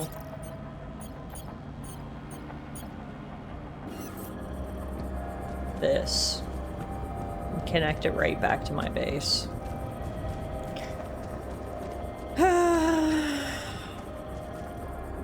I guess if we're all gonna die, at least this way we'll just all die together. I mean, I don't have enough pylons right now to connect this, so...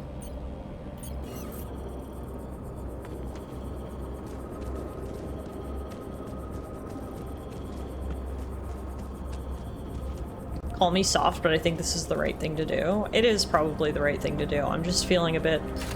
I'm feeling a bit petty right now, to be honest with you.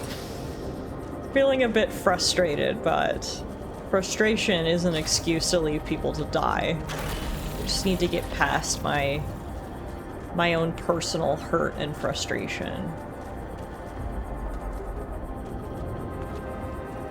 I mean, this is gonna be tough. To connect this back is gonna take so many pylons.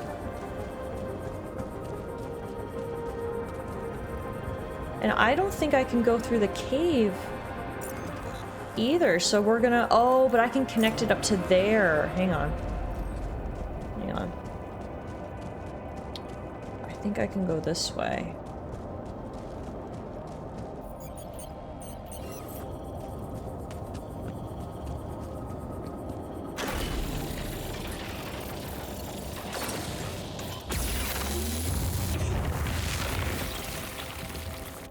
Yeah, this will work.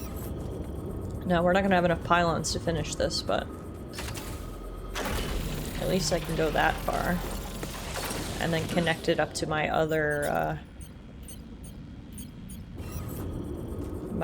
base right there. Out of pylons. Yeah, I just need one more. I can put it right there and we'll be connected. That's actually not that bad. Okay. The unfortunate reality, though, is I don't have many resources myself, because we used them all in that care package. We've got a decent amount of metals, but we have no organics, and we have no minerals. So I'm gonna have to do a bit of grinding for resources while I'm out here.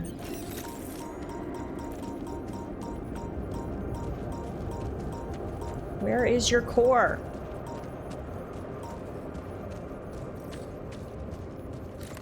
Okay, there is minerals over there, and there's rubidium over there. Want me to take care of this now? No, I want you to go in the kitchen.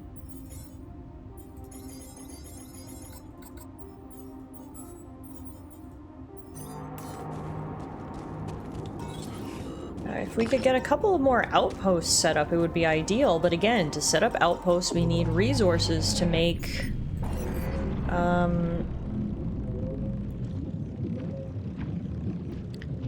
to make pylons, and we don't have those. I think the easiest thing for me to do is just going to be to keep getting rid of these anomalies and picking up Aelix. Isn't the core of those breathing anomalies always at the center? I didn't see it, though. I don't know.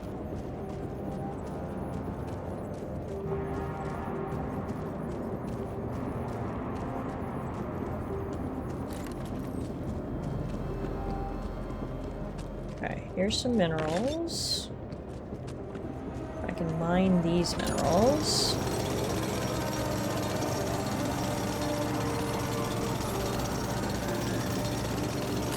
Okay, that's good.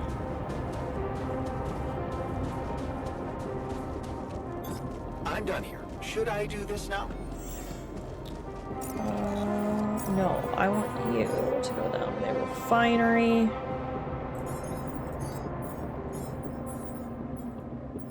A lot more micromanaging when there's so few people. Want me to take care of this now? Sure. Okay, here's a few more supplies.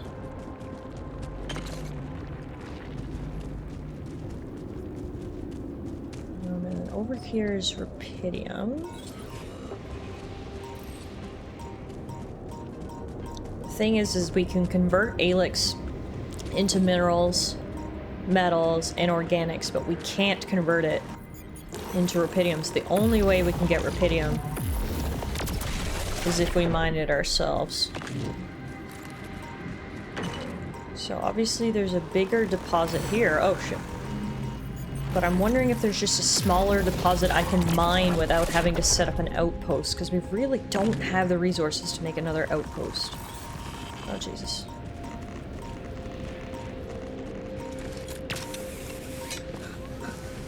Let's see. There's some right here.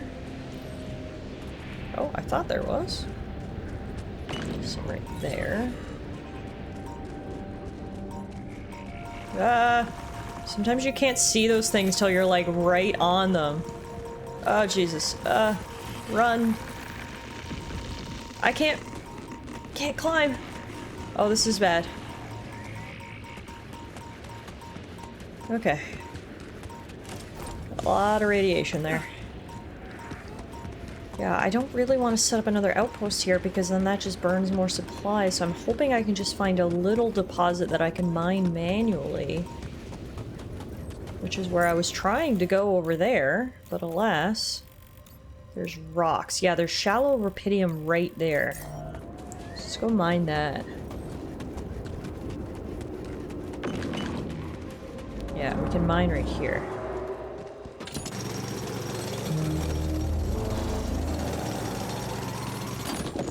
Okay. I don't know what those scary sounds are, by the way. I don't know what the hell that is, but, let's go home. I have to sleep in the infirmary tonight, wake up a little bit later, because we got a lot of radiation. Okay, before we go to bed, though, terms of, we can make that fragmenting device now. We'll make some more pylons. We'll make the fragmenting device, make another radiation filter, make another suit battery. So someone's gonna have to go in the workshop tomorrow. And that can be Shrink, I guess. In terms of research, we can go metals efficiency.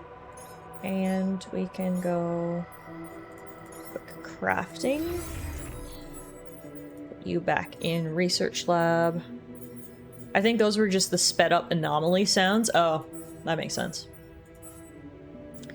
Okay, they're feeling okay. Oh, scientist has something malicious about his smile. He's feeling very frustrated, yet his event log doesn't indicate anything wrong, so maybe we should get ahead of whatever that is and go play some beer pong. I see right now scientist is up in the park, so that's a good start to him feeling better, but how about we just really make people feel better by playing a little beer pong and try to mitigate the possibility of him shanking me in my sleep. Yeah, we've come this far.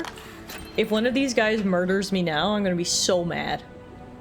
That was just some space radiation whales, no worries. Look at that. Oh. Damn it.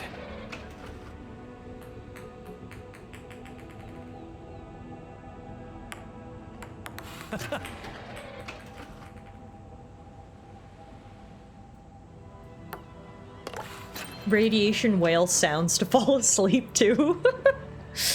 Record that and make it my next YouTube video. Look at that. Oh, god damn, I am off my game tonight. Remember, I do have an undefeated record in beer pong. And I want to keep that.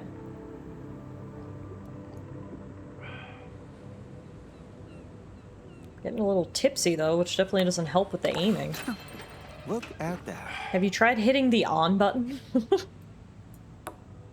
How? The altars ASMR plus whale sounds, perfection.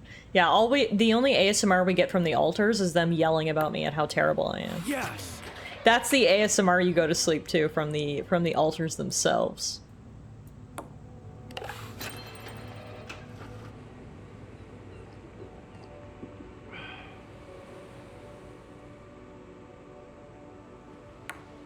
Such an easy game. Tie game. There we go. One left. Coming right down to the wire.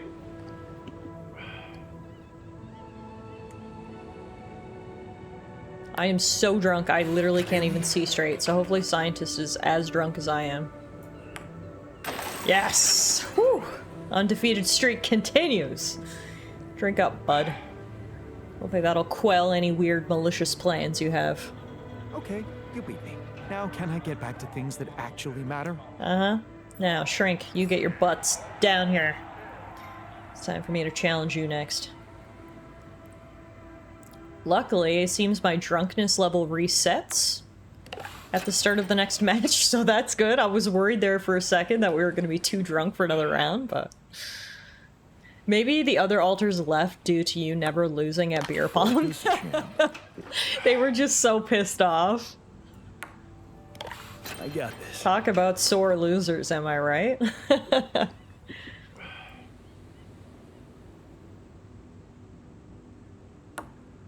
Kidding me?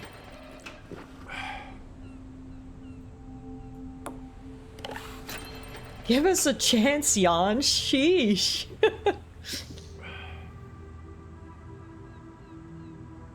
Apparently Shrink is a pro level player. Oh. But that makes me a goat level player. Because we're kicking his butt.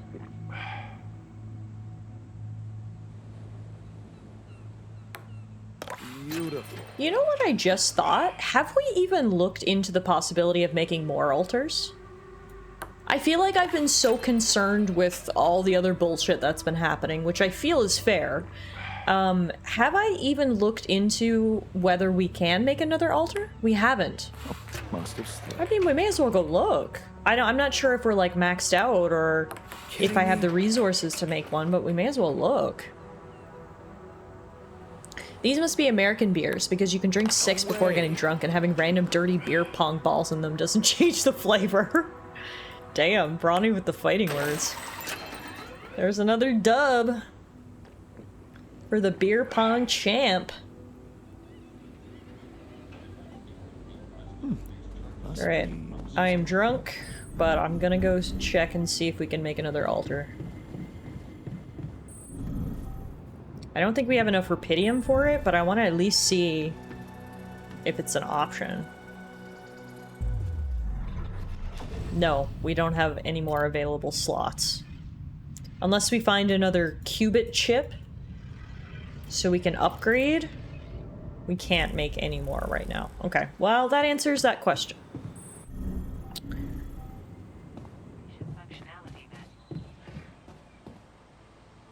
Watch yourself, TS and Brawny.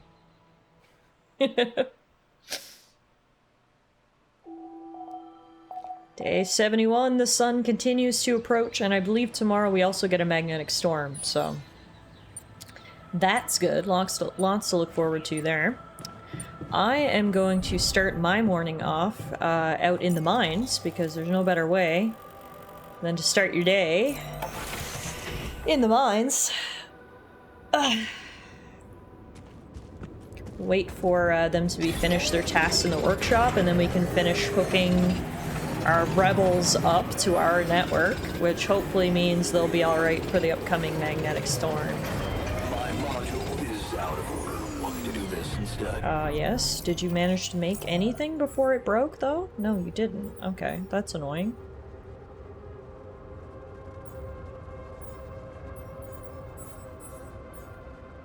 No, that's not true. He made the pylons. Okay. Okay, so from here... I literally just needed one more, right? Trying to remember where we were.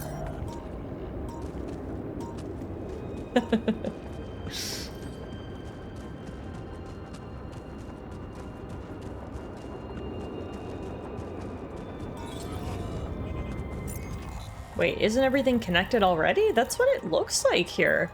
Which is weird because I thought yesterday... Oh yeah, it is, everything is connected. I thought yesterday I didn't have enough range. But apparently I was wrong. Everything is connected, but the task has now changed. We need to get enough materials that we can give to the rebels. So we need 120 metals, 80 minerals, and 40 rupidium. I see. Okay, well that's good. So I don't need to connect anything. What's bad is they're asking for a fucking lot. And I don't know if I'll get... No, I know for a fact I will not get it to them by tomorrow. So hopefully they don't need it to survive the storm. Want me to make myself useful here? I'll be able to get to 120 metals. But they want rupidium and minerals too? I'm definitely not going to be able to get all that.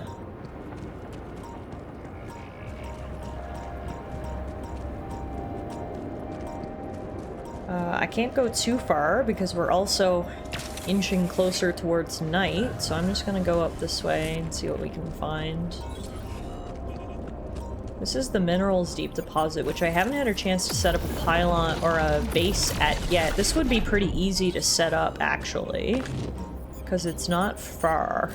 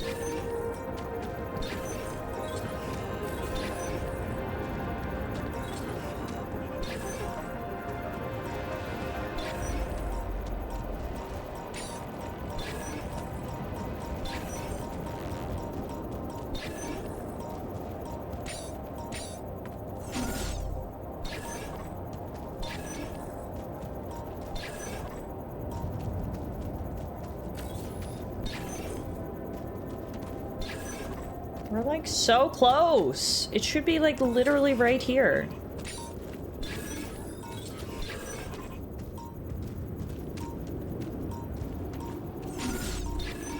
Okay, I'm running out of time, so we're just gonna have to drop this for today.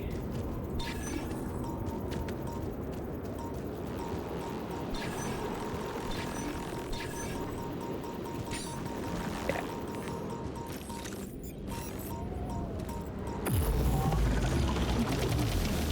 You're just guessing this, aren't you? No, I'm supposed to be following the red.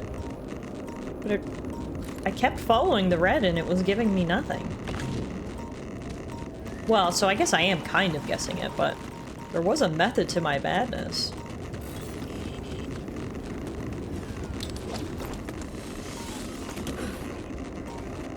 Okay, thank God we have this outpost over here so I can get home quick. Otherwise, we would be fucked. Whew. Getting home just in time, but I definitely have to sleep in the infirmary tonight. I have so much radiation, it's a wonder I can't see some sort of fourth limb growing. Fifth limb. I've already got 4.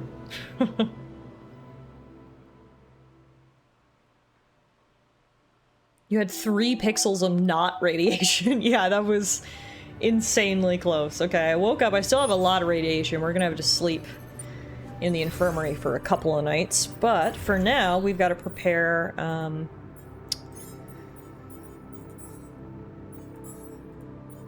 prepare for the upcoming storm. So we need another repair kit for sure. Honestly, probably another 2. And everything's gonna break real soon. Fantastic.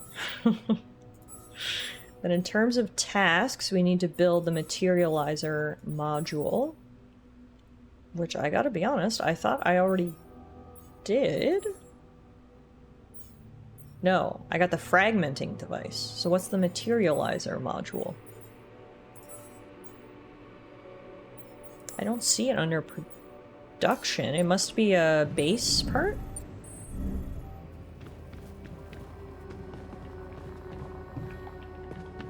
From what I could tell, the minerals are more towards the left as you enter the area. Okay. I'll give that a try next time we're out there.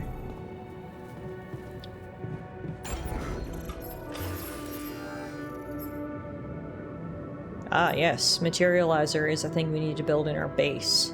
We need 40 minerals and 30 rupidium. God, we need so many resources and we have no resources. This sucks. Okay,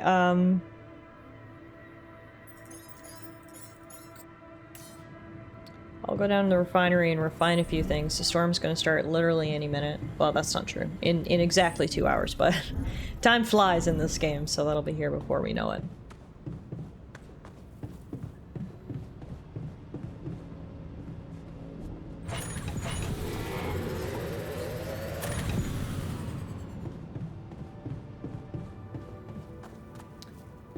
Okay.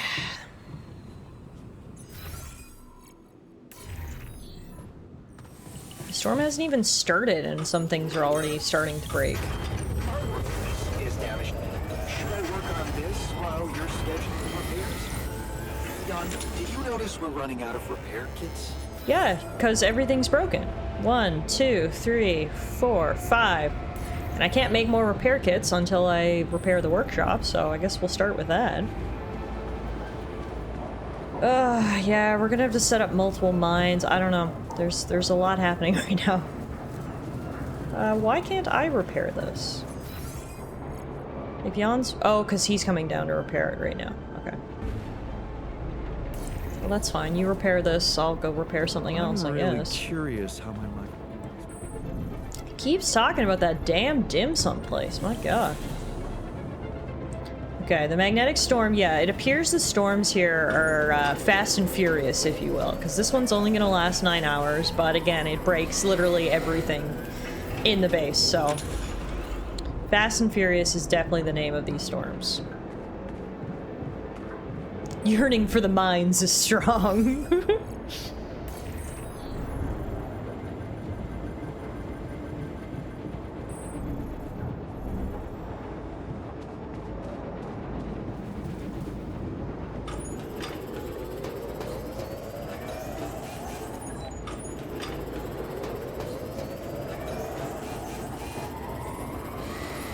know I'm tired, but everybody's tired, Jan. Come on.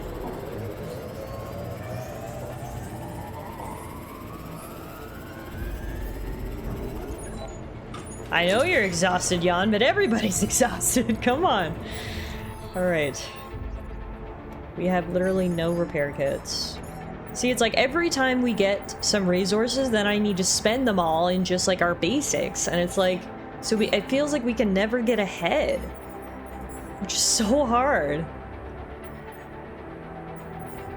Okay. That's all we can do for right now. Only got 48 minutes left of the storm, so that's good. Myself? Everyone go to bed. We'll see what we can do tomorrow. Oh, wait. This place is broken, so I can't even sleep in the infirmary tonight. Great. Fantastic. Shit's fucked, yo. Yep, pretty much. Alright. Sleep off the last half hour of the storm. Tomorrow I gotta rely on those two to just get the base back in working order. Oh no, the sun is dangerously close. What? No! There's not enough time! There is literally not enough time. Okay. As I was saying, I gotta rely on those two to just maintain order around here. I'm really curious. Yes, I know, dim sum. Yeah. I need to go out and get materials. So what is it that we need? I need to double check. I gotta be honest, the rebels, their priority is dropping on this list. I'm gonna prioritize what we need, which is 40 minerals, 30 rupidium. So, okay. So I'll go out and get minerals and rupidium today.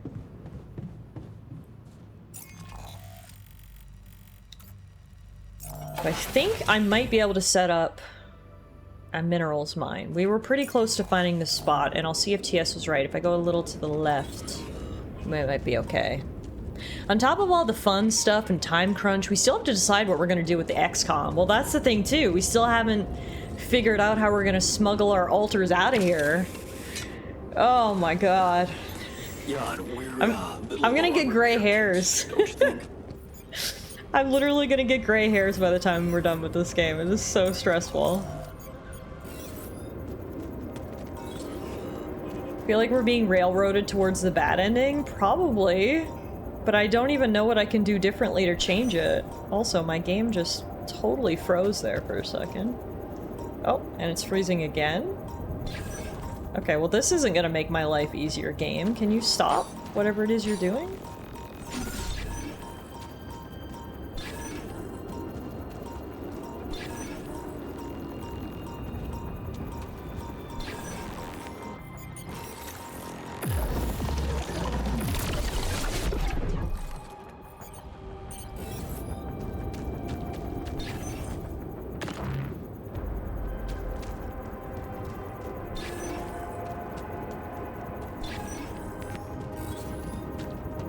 Like, I am so confused. There's so much red.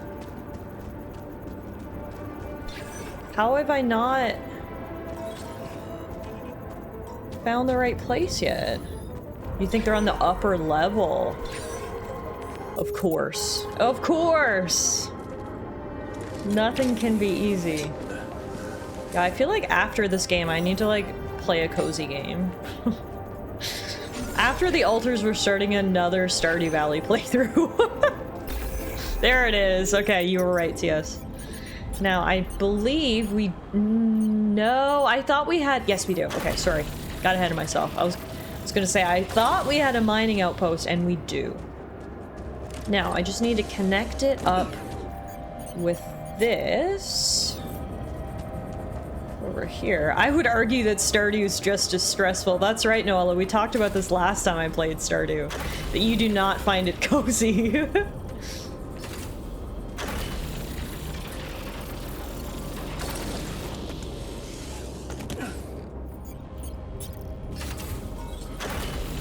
There we go. Okay, perfect. Can we somehow mod Stardew so that it's just the altars but pixelated?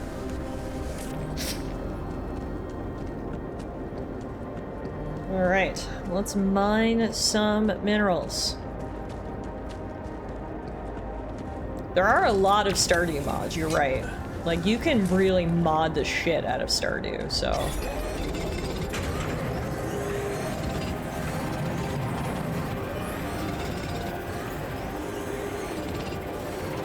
Okay, that's enough minerals for what we need. Now we need rupidium.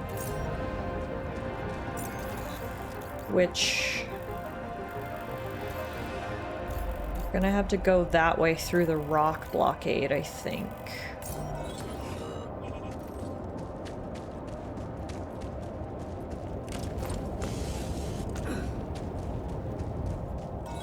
Sorry, I have to keep checking my map a lot because I'm still not super familiar with the terrain here, to be honest with you.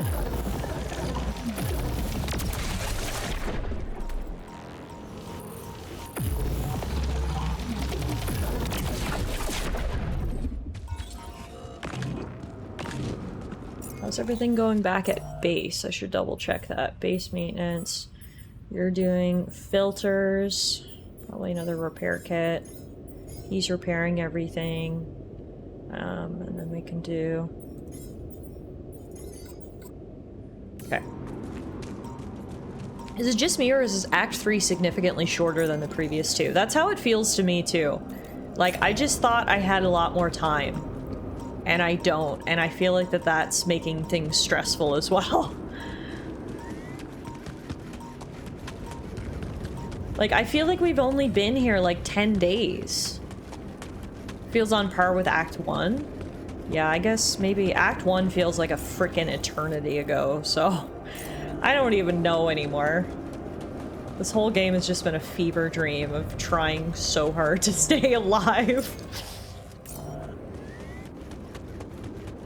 Okay, so I can break through these rocks right here, I think. But that's not what I want to do. I actually want to go up and over that way. Okay. We got some more minerals, that's good. Feels like we've only been here for a week and the sun's already ready to roast us. Yeah, I agree. You tried so hard and got so far. But in the end, we're gonna fucking make it. Okay, this is what I was hoping for. We've got some rupidium here.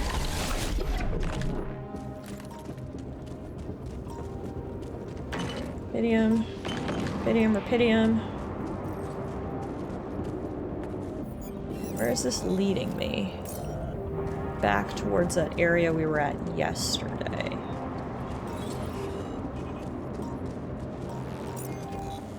Yeah, but higher up this time. Okay. Ah! It's not helping the stress levels when you come out of nowhere. Or you.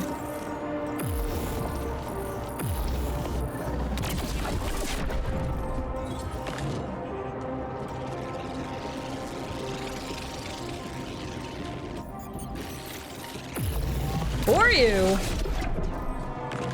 Okay. Rupidium. Rupidium, rupidium. I know I took stock of how much I needed before I left, but I gotta be honest, I have completely forgotten. Can anyone remember how much rupidium I needed? Hey, we got another movie! This'll help break the tension. Ask me something only I would know. Ah, another movie.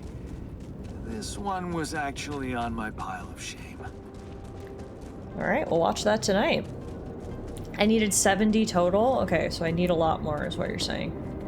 Hey Goonie, it's a great concept for a game, but I could not get past Act 2, building the bridge. Yeah, building the bridge was Act 1, actually. Although, I guess there was a prologue, so I can see how you would get those confused. But yeah, this is not an easy game. The amount of, like, resource management, constant deadlines, constant pitfalls. It is a difficult game, 100%. And as I said before, it's not a cozy game by any means. It is stressful, it is anxiety-inducing, so I can see how people may get stuck or have difficulty proceeding, because it has not been a cakewalk by any means. That's for damn sure. Another prism in here. Oh, God. Okay. Trying to see where this comes out. Oh, into an enriched metals deposit. Okay. So this goes... I gotta be honest, I don't really want to be down here. I'm gonna turn around and go back the way we came, I think. Did you get a suit upgrade? Yeah, I've gotten 2 suit upgrades, I believe. Yeah, I think our suit actually might even be fully upgraded. I put a lot of points into suit upgrading to try to keep me alive. No jump scares is nice. Yeah, for a minute at the beginning, I was really worried that this game would have more of a horror feel because it seemed like that was almost what it was building towards, but it doesn't, which is good. Ooh, we got a scout badge. Which one of my altars was in the scouts, I wonder? I found my Boy Scout badge. Go Fierce Ocelots. Fierce Ocelots?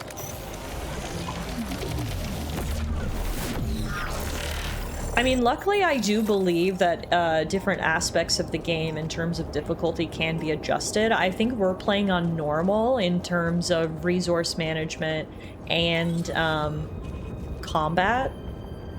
But I believe both of those can be dropped down a tier. So if you wanted the experience to be a little less stressful, I think you could drop the difficulty down. On the other hand, if you wanted things to be more stressful for some reason that I can't comprehend, you can bump the difficulty up as well, but I believe we're playing on normal right now. It's kind of fucked we're only now finishing up exploring the area and the sun is already nearly here. Yeah, and like I personally feel like I've really been trying to explore as much as I can, but alas, we're running out of time here. Okay,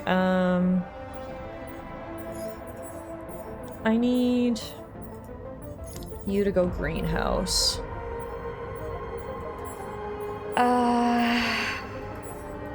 So I need more rupidium. I have enough minerals.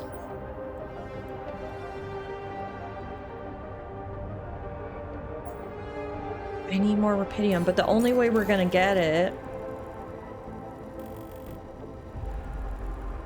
I mean, I guess it won't be too hard to set up another outpost if I clear those rocks. If I clear the rocks here and then go down, we only need to connect it that far. So how many pylons do I have? Oops. I have none.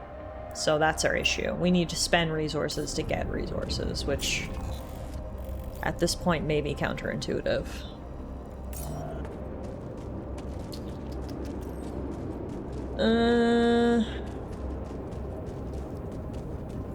I just want to see if I can just gather enough rupidium just from like scrounging around, basically. There was a big deposit right here that we have mined, but those resources will regenerate over time. The question is, of course, is how much time that is. If we were to make more pylons... Actually, that's not bad. It's only 30 metals to make more pylons. So that's what we're gonna have to do. I will come down here and try to pinpoint where we need to set up the base.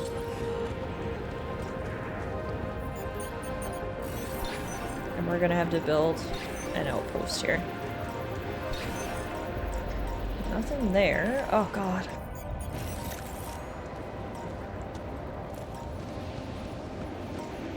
There's an anomaly here, but I can't... Oh, there it is. Oh, it's still coming. Where the fuck are your cores? This is ridiculous. Okay, I'm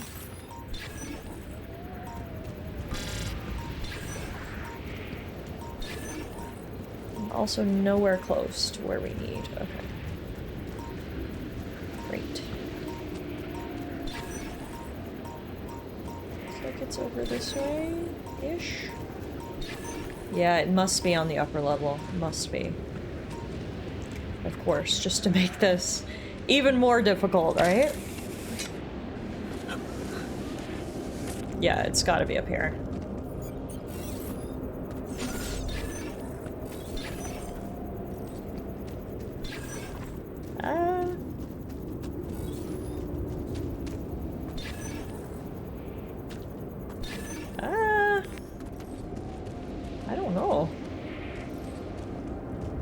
it's over here.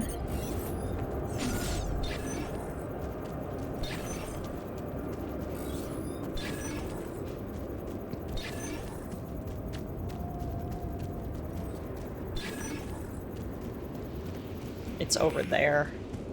Gotta be. On that upper level.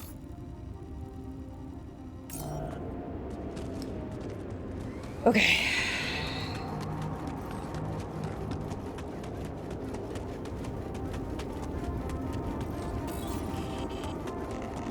We've got to go home. Wondering what's the fastest way. Just to go straight home? Yeah, I think so. Okay, so tomorrow I need to explore this little area right here. I think that's where the outpost is. For now, though, I've got to get home.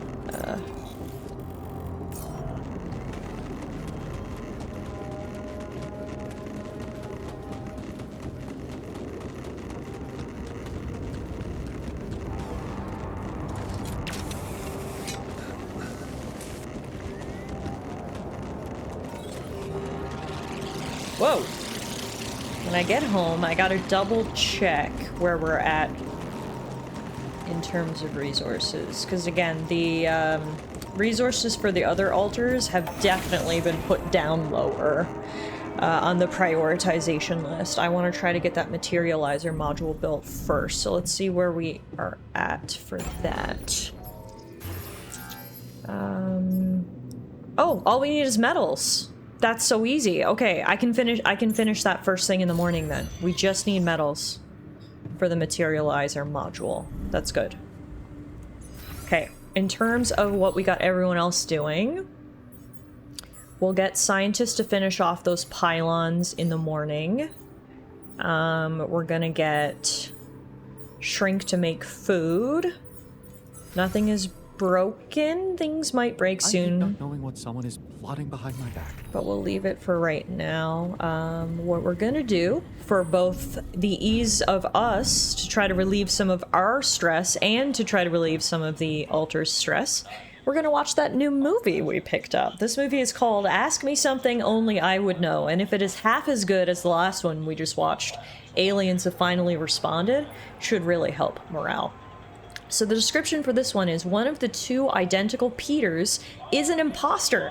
Time to come up with some smart questions. Okay, this should be good. Also very timely, considering, you know, this whole altars thing. Freeze! Both of you! Whoa. Trust me, Greg. You gotta take him out. No, it's me, man. Trust me, I'm the real me. How can I tell? Just ask me something that you know the real me would know. What's your name? Your full name? Peter Randolph Thompson. Wait, your middle name's Randolph? Yes. Okay, you gotta ask something that you would also know. Right. Where did we first meet? On the train. How old is this game? It just came out in June, so 2 months. Car 6, right? And then we dismantled the bomb by figuring out that the conductor was embezzling money. That could have been in my file. How old are you? 34. Shoot, that could be in your file. Do you mind? I'm sitting here too. Okay. How many fingers am I holding up behind my back? Come on, that's not fair for either of us. Yeah, that's not helpful at all. This is just really hard. I feel really put on the spot right now to come up with good questions. If you won the lottery, what would you spend it on? Is that a conversation we had? It's not one that I remember. No, but I feel like I'd have a good idea what you would say. So it's just like a fresh hypothetical? I guess I'd buy a new house for my mom. Ha! Caught you, Fake Pete. I feel like you would say new Ferrari. No, a Ferrari would depreciate in value too quickly. House for mom's a good answer. Thank you. Don't help him. You should want me to catch him in a discrepancy. That's just a bad question. That's not even a discrepancy. I don't want to win by cheating. I want to win because I like prove to you that I'm the real me. That's how I'd want to do it too. Yeah, makes sense, right? It is just like uncanny. Like the hair is the same. You have did they do the stain on your jacket? Yeah. Shut up, two Pete's. Quick, what's your favorite M&M color? Red, blue. Mine's green. What does that tell us? Okay, let's try this. We've worked together for years, right? So what are some of my weaknesses as a partner? On the spot thinking. Quick problem solving. Some strengths? You're very, wow. Just ask about a concrete thing, not like an opinion or future planning. Sorry, it's a heavy piece of machinery. It just kind of tires my arm out. Ask about a fact that you and I both know. How many states are there in the United States of America? And that everyone else wouldn't also immediately know. This is really hard. I can't think of anything, okay? Maybe, okay, well, what if you ask me questions? Yeah, you ask me something that you think only I would know, and then you give your answer, and we see if they match. Okay, what drink did we share at the ambassador's wedding? Don't remember. What's the entry code to our safe house? No idea. Okay, well, so now I'm questioning if you're even the real Greg. I'm the real Greg. I'm just a little bad at retaining trivia, I'm realizing right now. The code to our safe house is not trivia, dude. Yeah, but it's just still, I'm on the, you get it. Wait, no, he's right. It's not. That's not trivia. He's not asking you that because he knows he can prove that he knows it. He's asking you that in hopes that you yourself will reveal it. Because that's the piece of information that his team is after. That's the imposter Pete.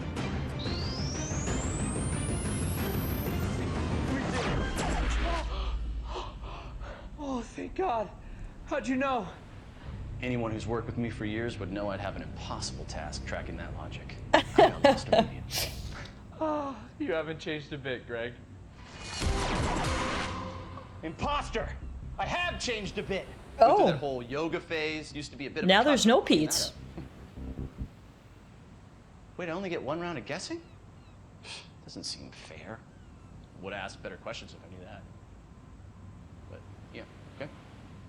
Well, in the end, I guess Greg was the bad guy. He just murdered an innocent dude. Which one? We'll never know.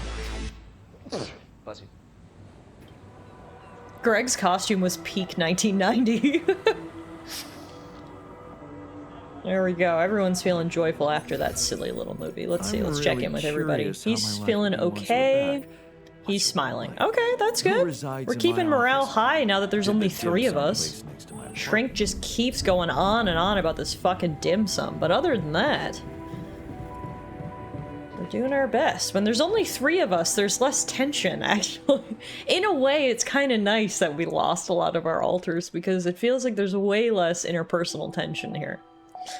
Alright, it's day 74, sunrise is in 7 days. We have 7 days to get out of here. Good to know. Alright, so, what I'm gonna do today, we're going right to the Metals Outpost. I guess we'll probably beat the game today if there's only 7 days left. I guess we'll just get right to it. Alright, let's mine our metals. It's actually more time than I thought. I figured it'd be like 3. Yeah, it's not too bad. Should I do this now?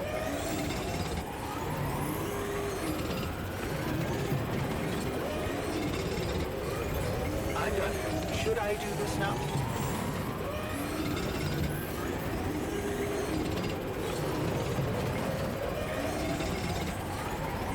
Jan, would you mind checking our food supply? Well, Shrink's supposed to be growing it. Did he not do his job? He almost did his job. Okay. They're gonna be upset tomorrow morning when there's no breakfast, but blame Shrink. Alrighty. Prioritization. Materializer. A powerful module that can be used to create an an electromagnetic field strong enough to materialize a proximity plane. Now this thing's fucking big. Okay. This is, not ideal, actually. Where the fuck am I gonna put this? There, and then... there? Oh, that works. Okay. Beautiful. Now, we just need to go speak to the scientist in the materializer module. Why does it have that... exclamation point on it? Maybe they're just telling me I need to go there?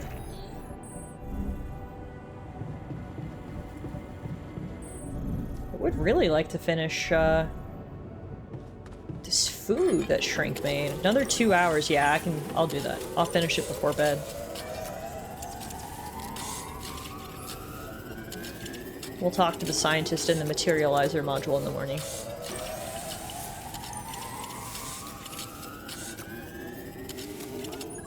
Okay, someone is gonna make food in the morning, and by someone, I mean you, Shrink. Hopefully you do a better job than you did in the greenhouse. Jesus. Wait. Oh, it had like 1% left. That was so weird. Okay. Food. Good. Then we're gonna do,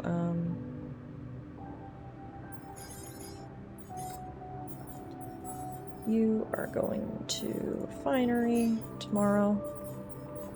Good on everything else. Okay. I will go to bed. We'll go talk to scientist in the materializer module first thing in the morning.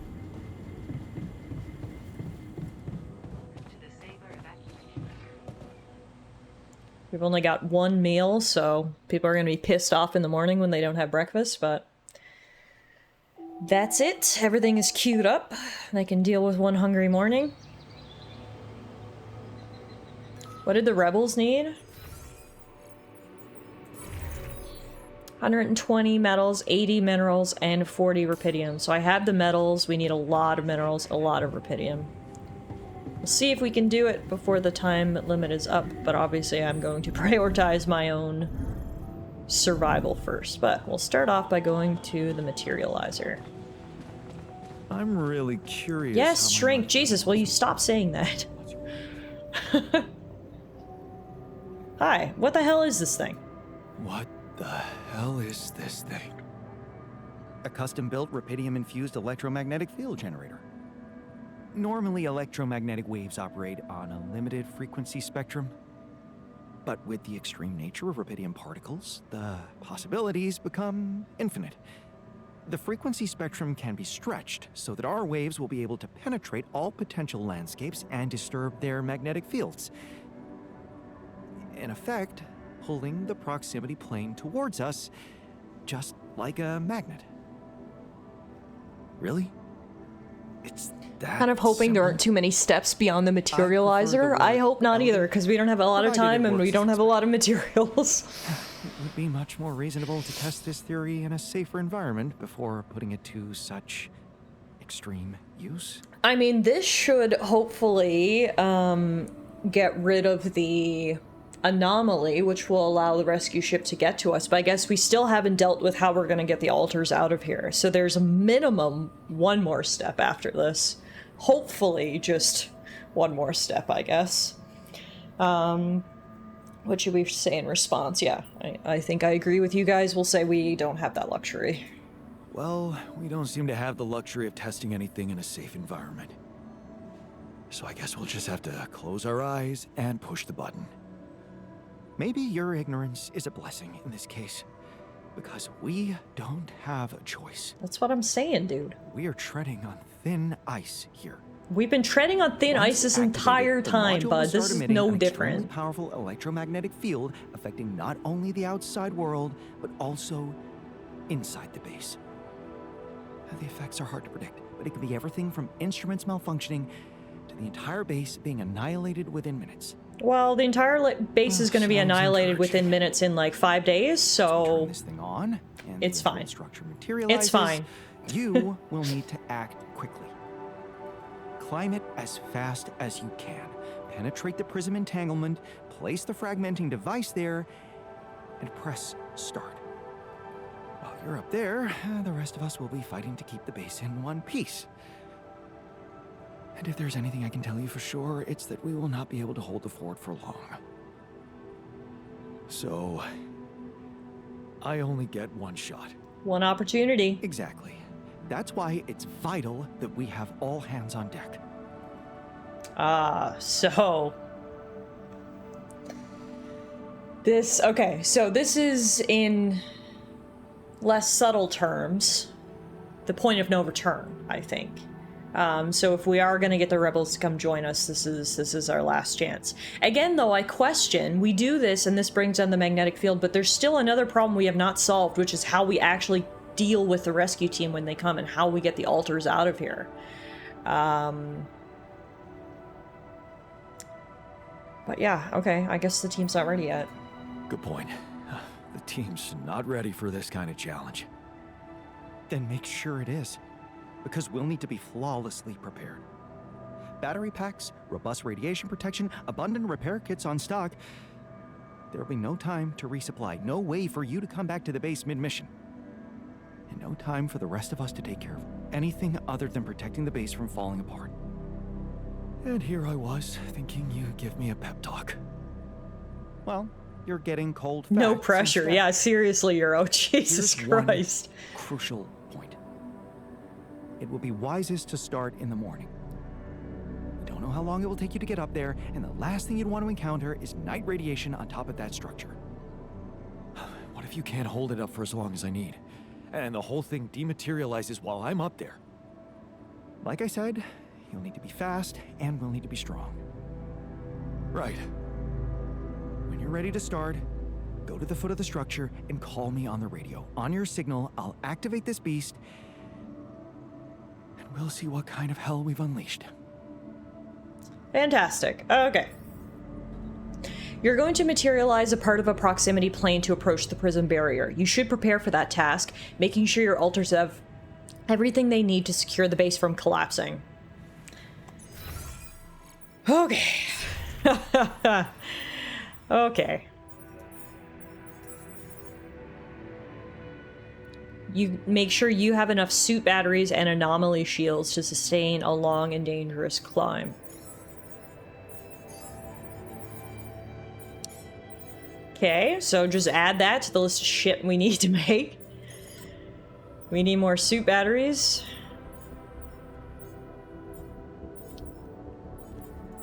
Oh my god. It never ends! Alright, so I'll go make a couple of suit batteries now. Then we just need to go out and gather resources today.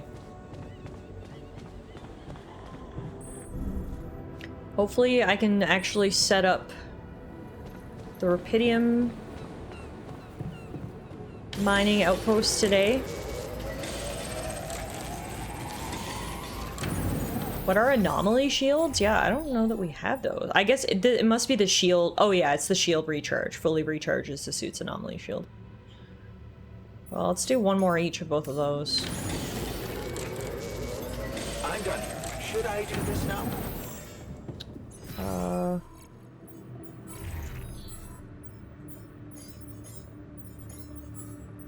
Yes, sure.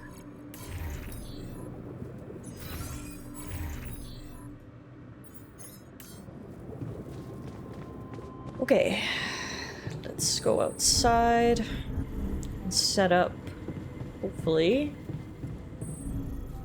the third and final mining outpost that we need.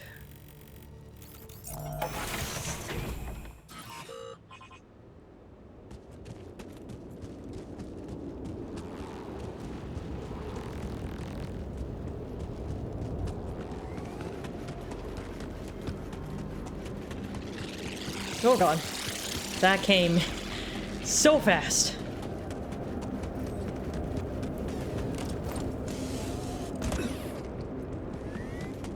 Guess we'll need to stockpile food for when I'm gone too, because God knows the altars can't feed themselves when I'm not around.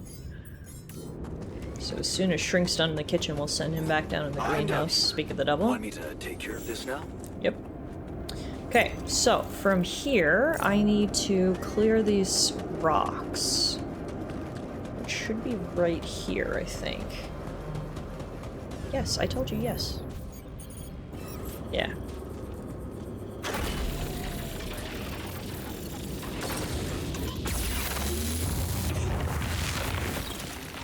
Okay, now from here, we had better be able to find the fucking deposit. Fortunately, right away, I am tossed into a giant anomaly? And I could not see where the core was. Okay, that's fine. We'll just ignore that for now.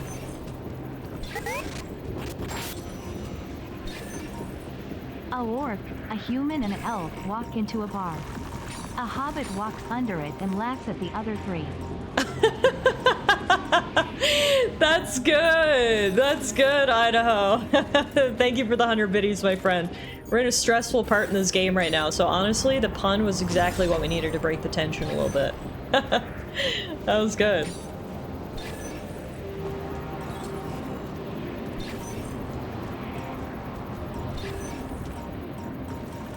This... The deposit's underneath where the anomaly is, which is fantastic, because I can't get rid of this. I can't find its core. It must be down below, I guess, but I feel like we were down there and I couldn't find it. Where is it? I risked it for the biscuit and tried asking someone out today. Good for you. Even if you don't get the response you hope, it's always good to put yourself in uncomfortable situations and try. How did it go? There it is. Okay, we got the base. The issue is going to be now trying to access it with this fucking anomaly. I don't understand where the core is.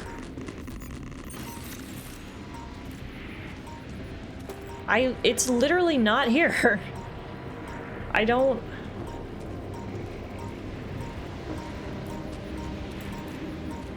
Like, am I missing something? Do you guys see something I don't? Because I literally cannot see it.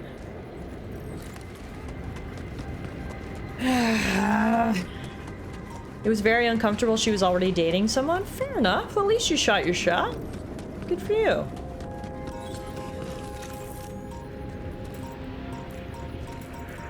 Like, and I can't let it touch me again because my radiation is already at extremely high levels. I can't even get near it because every time I do, this anomaly comes at me. Oh my god, what the fuck? Why does everything have to be so hard?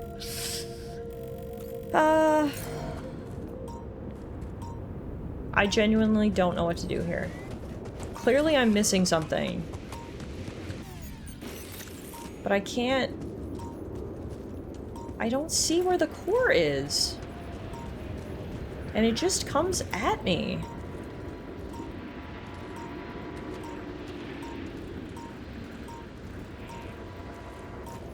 I don't know.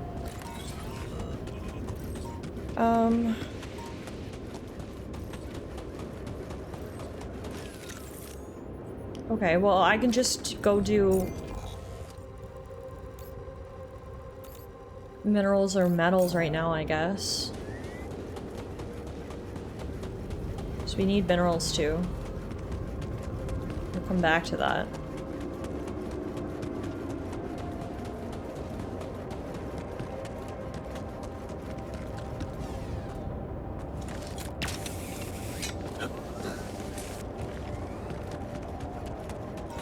Just going back here so I can fast travel over. I think it's probably easier.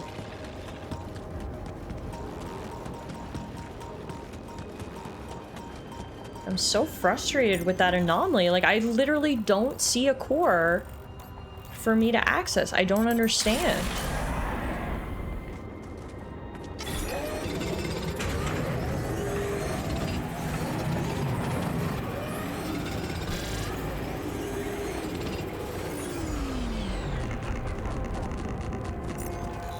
Hey, I guess I gotta sleep in the infirmary tonight because my radiation levels are very high.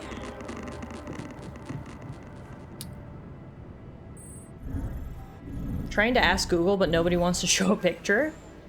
Yeah, it's so strange. Like, I understand sometimes, like, you look at it and it's lower or higher, but we have been both lower and higher and medium. We've looked at this anomaly, basically, from every angle, and I can't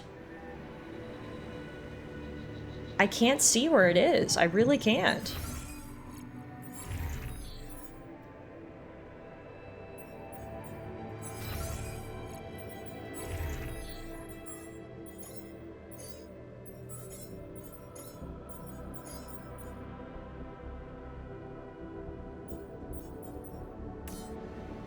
I'm wondering if I should just go ahead and do the climb today. No, let's try to get all the resources we need for the other altars, just in case we don't have time after.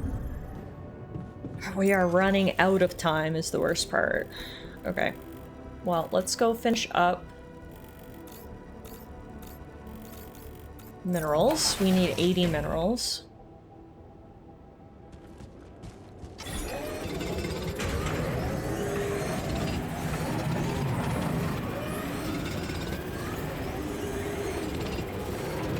Okay, that's enough minerals. Now we just need the rubidium. We need 28 more.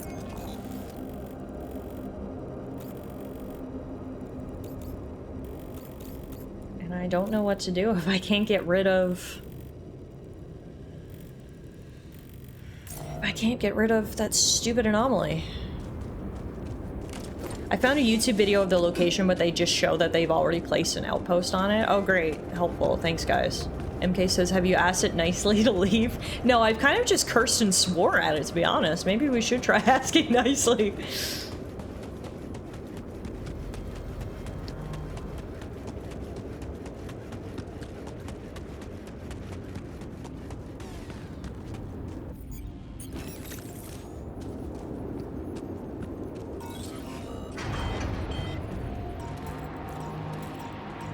Oh, I see it. I thought, no, wait, I thought I saw it. I thought I saw it for like 1 second.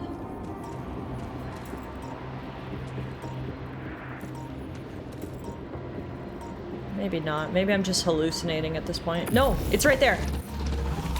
Yes! Oh, thank God. Okay. That was really hard to see. I don't know why. It was like really, really hard to see. That core. Okay, thank God. Now, let's get this set up.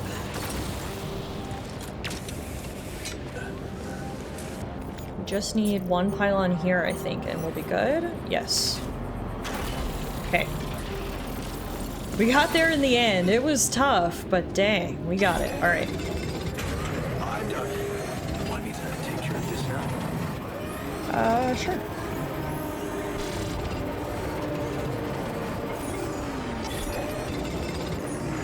Okay, we got enough. Just barely. We got enough. Now, what do I have to do to, like, initiate the transfer or whatever? Go back and talk to the technician. Fuck's sakes. Okay. Well, I'll go spend another night in the infirmary, get rid of this radiation. We'll go talk to the technician in the morning, do any last things, and then the day after tomorrow, we're gonna climb. And we're gonna hope I've got enough time to do everything, because we're getting low. We are getting low. Alright, where are we at here? We need food. Any progress with finding the turf vehicle? Someone needs to go in the kitchen. That can be shrink.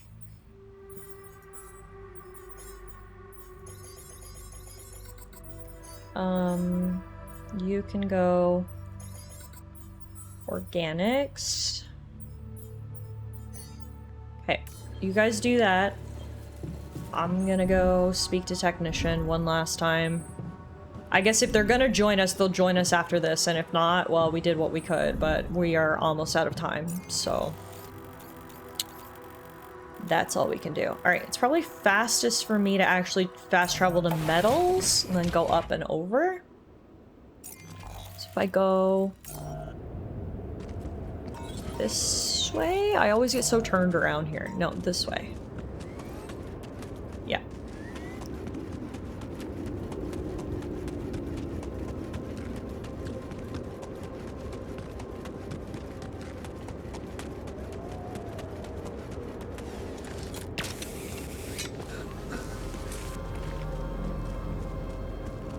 Useless YouTube video did show me there are apparently automated mining stations. Yeah, we were going to research those, and then I got caught up with other things.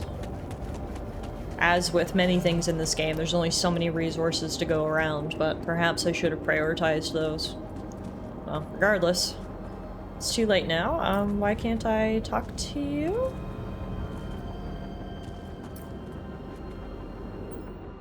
Talk to the technician. Hi. You've gotta be fucking kidding me. Did I come all this way? And it's not gonna work? What is happening? Just come over here and then come back again?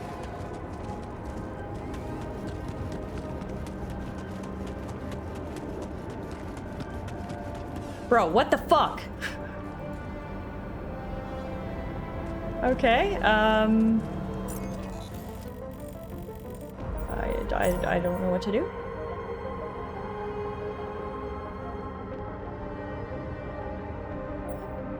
Just says talk to the technician.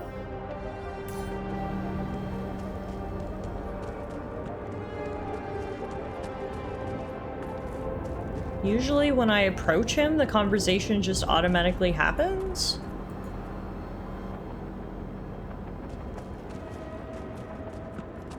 I assume it's a bug?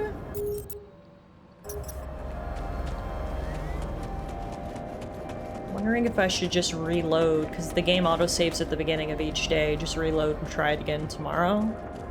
Because otherwise it's just going to be wasting a whole day.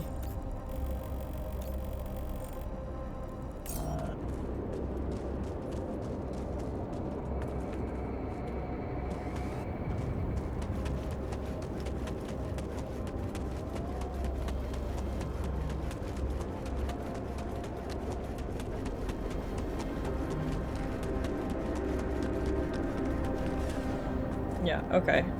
Let's reload. Apologies, folks. Hopefully that's just a little bug and we reload, it'll work. Maybe this time what I'll do is I'll just walk straight from the base instead of fast traveling. Okay. Let's try that again. Waking up. I had everybody doing things that I can't remember what they were doing now. Right, someone had to cook. And someone had to refine. Okay, let's try it again. What happened? I went to go talk to the technician and just got no prompt to talk to him. He didn't talk to me, so I think it was a bug. We're reloading the day and just walking out there again to see if he wants to talk to me now.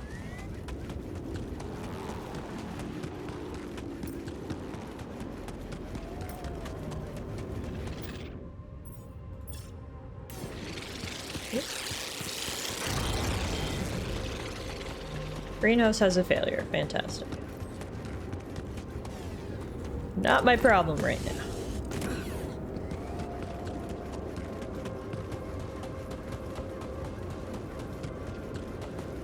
Yeah. I don't know why, but just trying to think of potential game logical reasons that the bug might have happened. I'll just try to walk there instead of fast traveling halfway through, see if that makes a difference.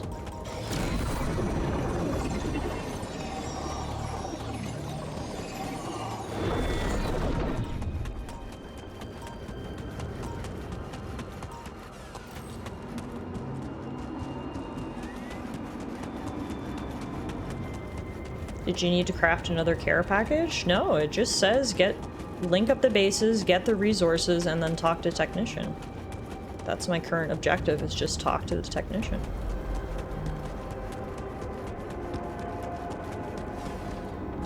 And he's not going to talk to me again. Nope, wait. Now there's a prompt. There we go. There we go. Okay, I've connected our pylons. I've connected our pylons.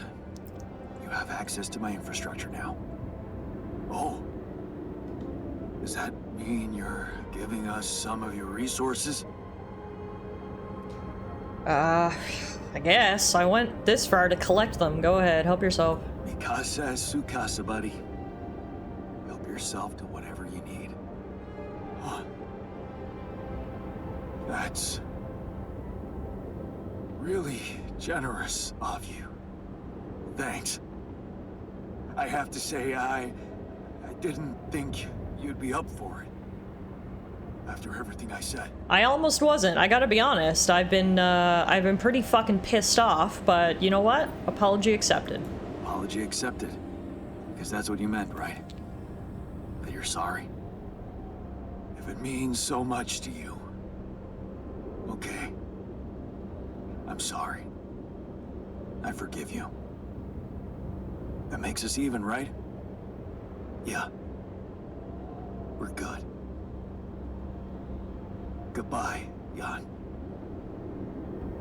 After all that, you sure you want to stay here? On this planet that has nothing hospitable about it at all. No signs of life, constant sun approaching, radiation. This is the final check. Would you rather stay here than come with me and try to go back to Earth? Are you sure you want to stay here? What's there to go back to? Maxwell's lab? Besides, with those resources from you, That safe house is starting to look pretty neat. No. We're staying. It's goodbye. Goodbye then. Wow. Have a safe one, and don't spend all your rupidium in duty free. Wow, that's... Brother. Thanks. Brother. That's so fucking annoying. What a waste of everyone's time. I did all of this and they're just gonna stay here on this planet. Like, what kind of fucking life are you gonna have on this planet? You're gonna live in this tree. I mean, at least now we can leave with no regrets. I literally did everything I could for these people. Absolutely everything. And they still refuse. So, at this point, yeah, it's no regrets. Am I disappointed? Absolutely. But at least now I can say, well, it was nothing I did. I did everything I possibly fucking could. And they still just wanted to stay here. So, that's it. I feel very deflated. I figured if we did everything we could to show them we were serious and show them we wanted to help them. Not only did we extend multiple olive branches, we sheared the entire damn garden. Like, literally. And it still wasn't enough. So, like, yeah, I feel super deflated. Like, the fact that they would hate me so much, even after everything I've done, leaves, honestly, a really bitter, sour taste in my mouth. And now they took all of our resources. We have literally nothing left. I don't know if we're gonna need any more resources. We probably will.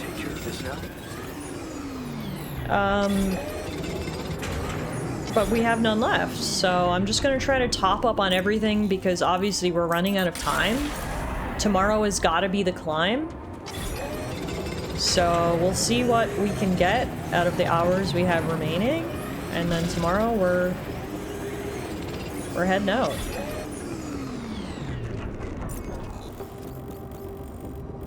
I can't help but wonder if this is an inevitability, words are hard, or if there's anything we missed previously, says TS. And yeah, and that's what I wonder, right? Like, what could I have done differently? Or was it the fact that I made the choice to go with Maxwell's plan, make tabula rasa just the be-all end-all? Because I just feel like I've tried everything. I genuinely don't know what else I could have possibly tried. At the very least, I feel like I'm leaving with no regrets, because again, I genuinely don't think I could have done anything differently. So, I don't know. I don't know. Alright, for now though, I guess I will spend one more night in the infirmary, and then tomorrow, we ride.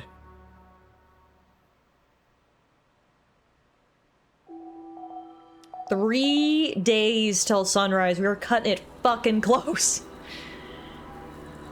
Okay. Maybe now the technician will see reason and come back. Apparently not. Apparently he is stubborn as a fucking bull, so... That's it. They can live their life on this planet. That's fine. They made their choice. Okay, we now need to climb the tree and then call the scientist. Again, you gotta hope there aren't many steps left after this because we are running out of time. Also, I didn't realize that I could just climb up here and cut down on some time. God. Alright, let's rock. Let's rock and roll. We got started a little late this morning because I had to sleep in the infirmary, but it's 10:31. Oh, you can see the sun's getting closer. Look at the horizon. It's getting bright. I don't like the look of that. Once you turn on the materializer, you won't be able to return to the base, build outposts, use fast travel, or any infrastructure until you install the fragmenting device. Destroying the barrier might take many hours. Are you sure you want to continue? I'm sure at this point we don't have many other choices. We are running out of time. I did everything I think I can to prepare. This is our last chance warning. Well, let me just take one last look. Where are we?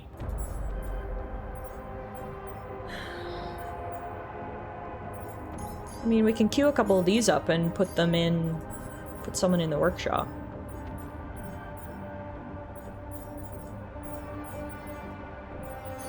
But I think we're alright. Let's go.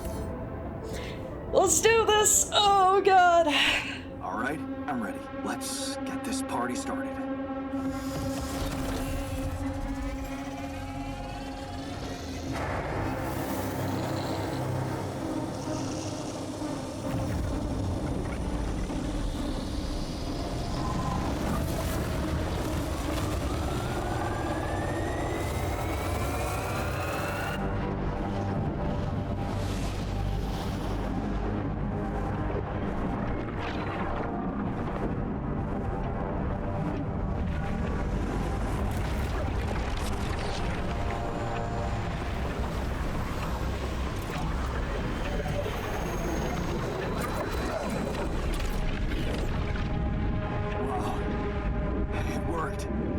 Damn. Okay, so now we literally need to climb up this tree.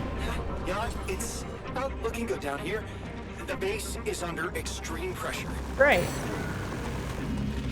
Well, y'all are gonna have to hold it down while I climb up this tree as fast as I fucking can. And try not to die in the process.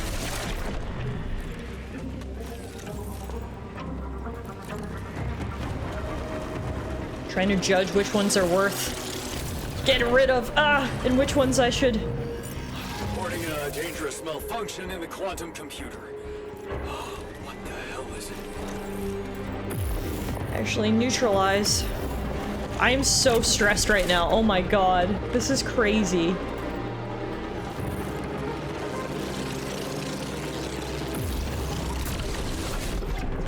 It's like, I feel like on one hand, slow and steady wins the race would probably be appropriate right about now, but on the other hand, I'm like, I don't know how slow or how steady we can go, so I'm trying to go run past some and try to take some out and try to be smart about it, but at the same time try to go fast and Instruments are unstable, but your battery might actually profit from that anomaly.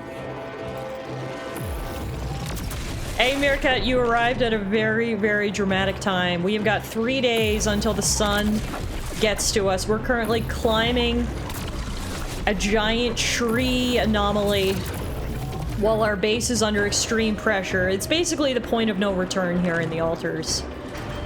Things are getting crazy. Bad news, but the radiation shield has stopped functioning. Oh, good. All over the chassis. Good, good, good, good, good, good. Oh my god, we might all die.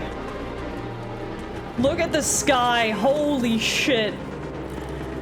How much further do I have to go? We've only been climbing for 2 hours and it feels like we've been climbing forever. Fucking prism, Keep going. The prism doesn't hurt us, it just makes things hard to see.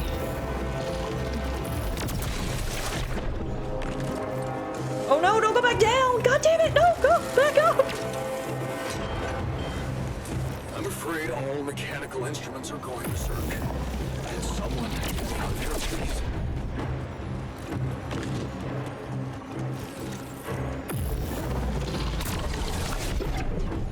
God, this is crazy. The stream's lagging. Yeah, there's a lot of visual effects going on, so I assume Twitch just can't handle it right now, because I'm not even dropping frames on my end. I have 0% drop frames. It must be Twitch's bitrate capping me. I apologize. I don't know that there's anything I can do about it at this point. I think we're just going through an area of the game that is full of visual effects and the bitrate just can't handle it.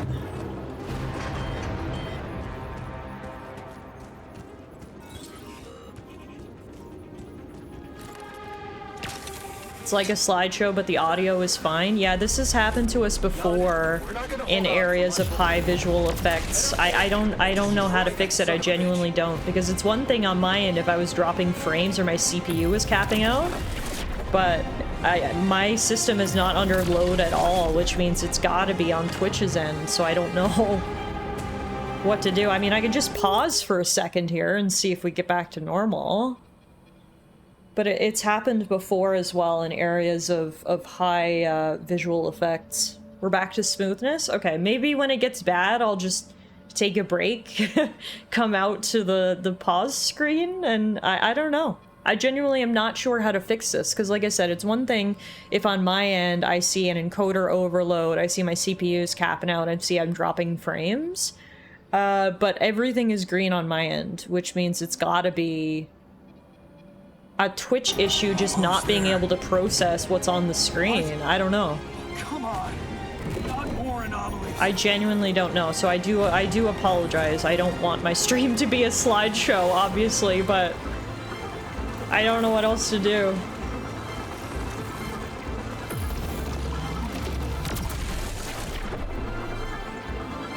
Like, if it helps, I can barely see anything right now. With all these different effects that are happening. Okay, I think we might be at the end? Is this the top? No, I can see our base real good though. It was okay, kind of added to the visual stress of the moment. It's area dependent, mostly the anomalies and visual effects, yeah. So, is this not the top? Am I crazy? Oh, destroy all 3 cores of the prism anomaly to reveal a good spot. Oh, okay. Glad I looked up at the task instructions. The music has started slapping. You're so right.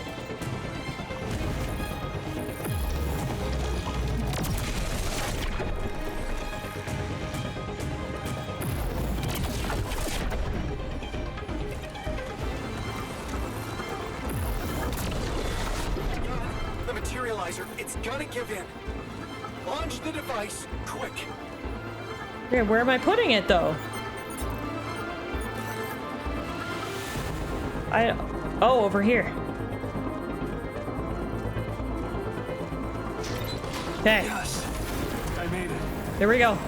Here goes. Get the hell out of there. It's going to disintegrate. You need to get down now.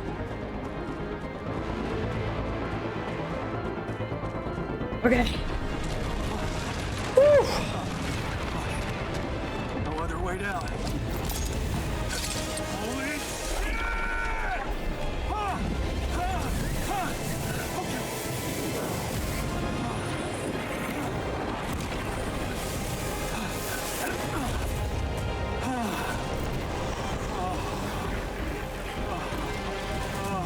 Talk about a close shave.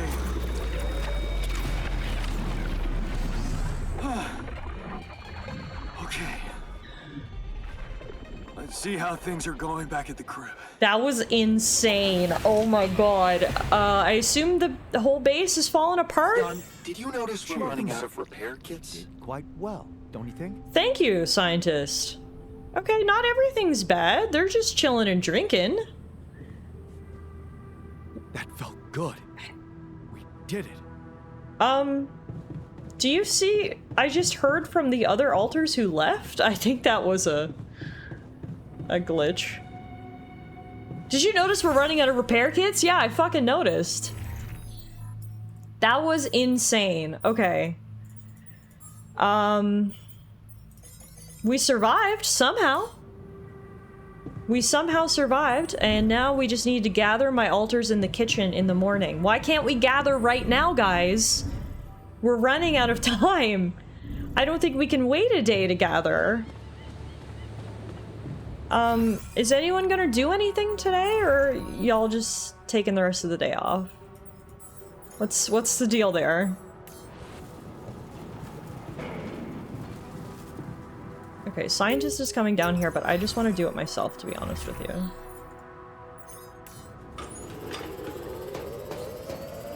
God, that whole grapple scene was crazy. Alright, I'll make repair kits so we can get the base back in decent condition.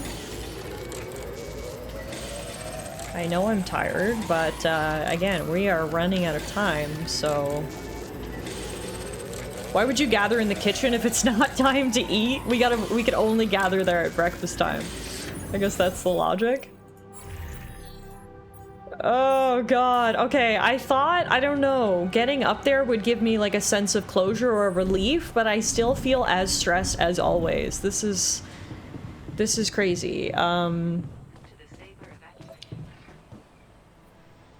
Okay, let's just go to bed.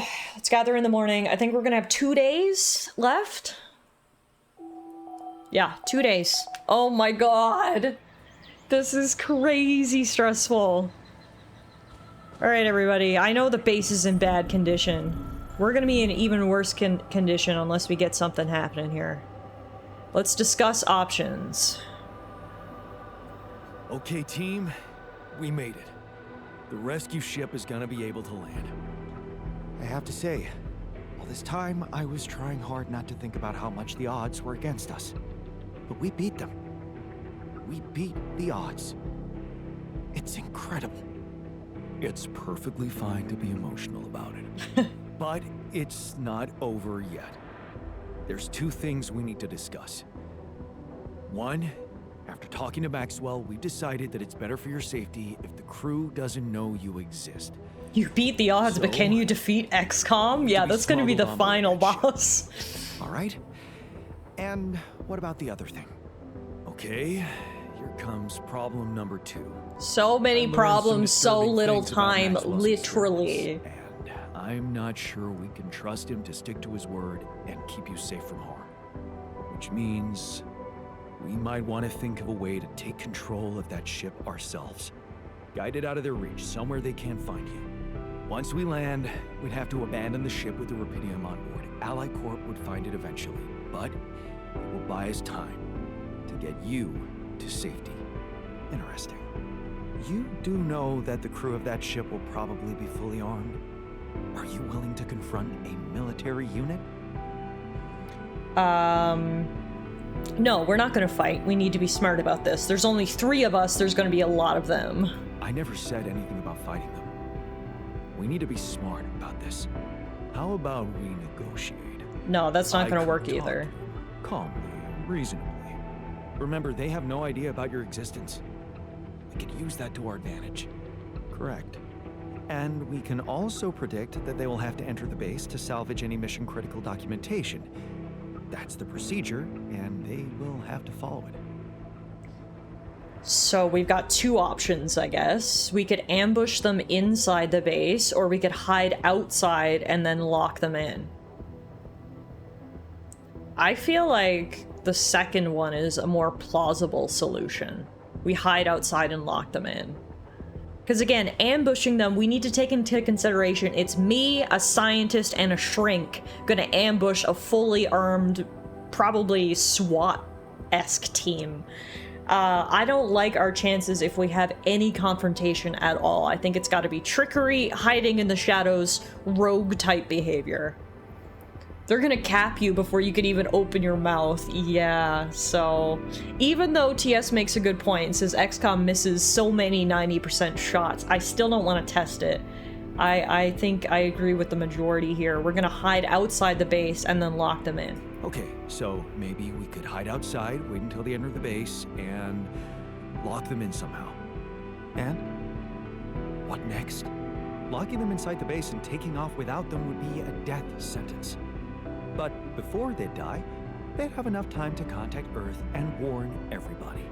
If we're really considering going to war with them, I'd say there's a much safer way to handle it. Such as, we could blow up the base with the rescue team inside. Explosives shouldn't be hard to prepare. Now, hold on a minute. There's gotta be another way. First of all, I don't know if I want to do that, but second of all, we don't have time. We literally have 2 days till sunrise.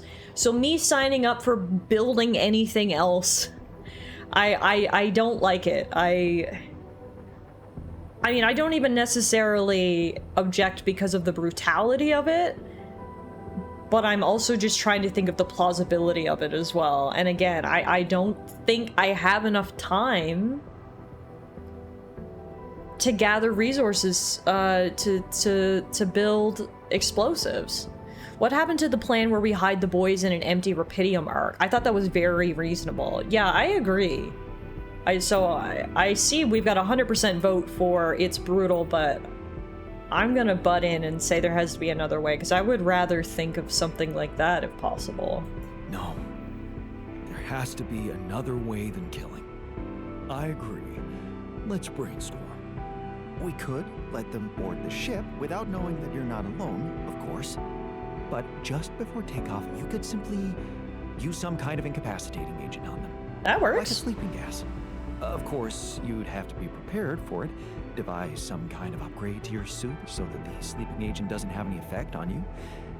A gas mask. But the biggest problem with that solution is that you'd have to be smart about deploying it. Sneak up to a ventilation shaft when no one is looking. There's no guarantee you'll have an opportunity to do that. Okay, I get it. But we have to decide on something. If you want my opinion, there's only one factor we need to consider while making this decision. The success of the mission. This is even more complicated than the boom, and it needs the same preparation. Yeah, I mean, my hesitation about the boom was actually about just the plausibility of us doing it in time, but, I mean, this is gonna require just as much resource gathering and preparation, and... I mean, look at it logically. It's like, yes, obviously we don't want to have to kill these people, but if we're gonna lock them on the ship and leave them on this planet with the sun 2 days away, we're signing their death sentence regardless. So, like...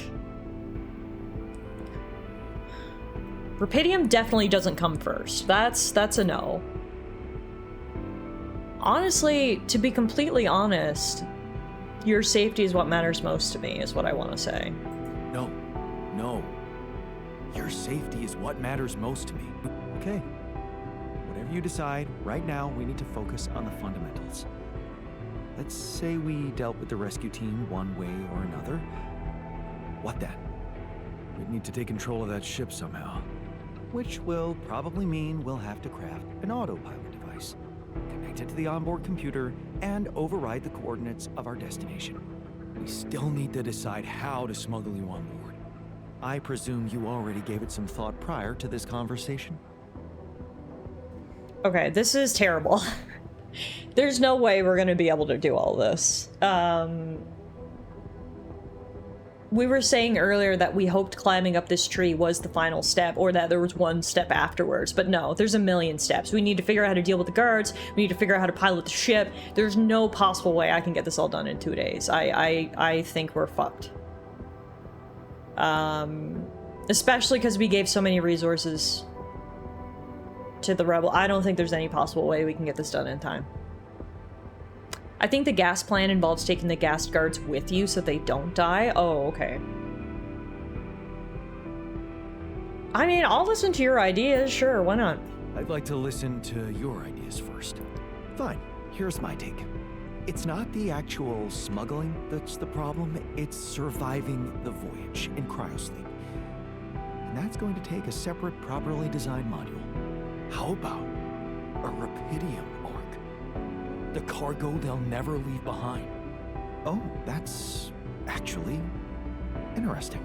A Rapidium arc with a false bottom. That's what we should build. That's it. We need to create a fake Rapidium arc. A Trojan horse Rapidium arc. Let's just not get carried away with the mythological references. It's the kind of bravado I'm allergic to. Yeah, I like it. That's settled. Do we have everything? Almost. Except the last detail. What do you mean? We managed to get on board, hijack the ship, steer it wherever we want. What next, Jan? You really thought this through? You said you'd get us to safety. Buy us time to escape and hide, but what about you? I figured I'd just go hide with you. Beneficial to the corporation. It could be convenient. I thought we were gonna live in a little cabin in the woods somewhere. They'll be determined to hunt you down. But I guess not. They need to have a scapegoat. Someone they can blame for losing their ship. And contrary to us, You're an existing person. You can be traced. You can be put on trial. Are you sure you want to do this? Suffer the consequences if they catch you? I mean, at this point, we're so far fucking gone. What's the alternative? We stay here and I get burned to death by the sun? It's like, I don't know. We have so few options here that, like, obviously we need to make sure we're thinking about everything, but at the same time, it's like, I don't know. What's the other option? I don't know. I love the idea that steering an intergalactic spaceship is a thing like steering a car is. Yeah, I'm sure it's just as easy. I mean, like...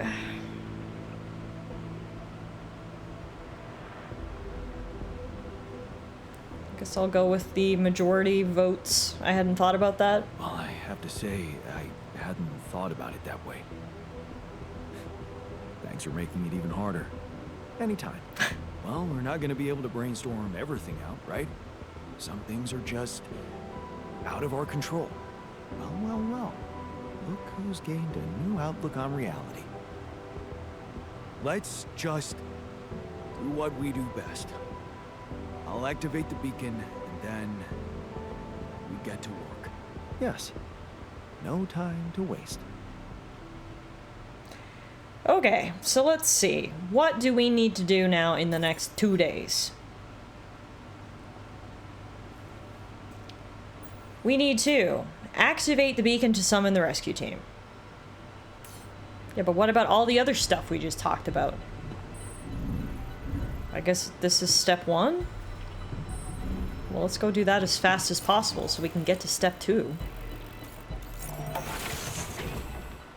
So I assume I'm activating the beacon in the same area we activated it before, which was up here.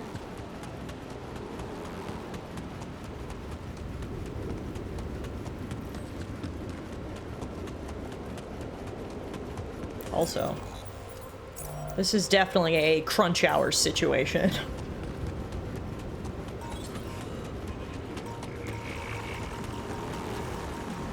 If there was ever a time to make people work 12 hours, it is right now.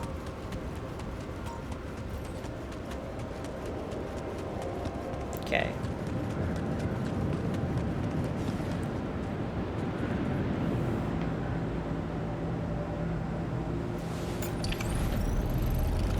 When in doubt, push the big activation button.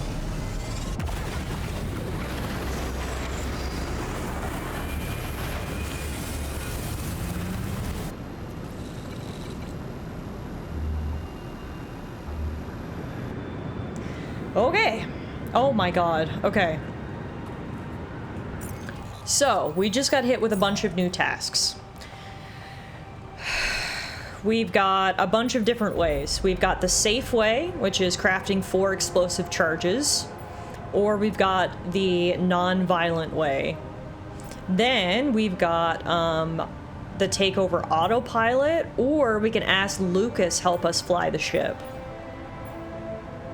Honestly, we might just have to ask Lucas, just because, again, practicality. I don't think we have enough time to do all this. Okay. So the explosive charges will take 10 metals, 40 organics each. The sleeping gas will take 10 metals, 120 organics. The research. Arc sarcophagus needs to be researched no matter what. Unlocks a pseudo-rupidium arc in which alters could travel hidden.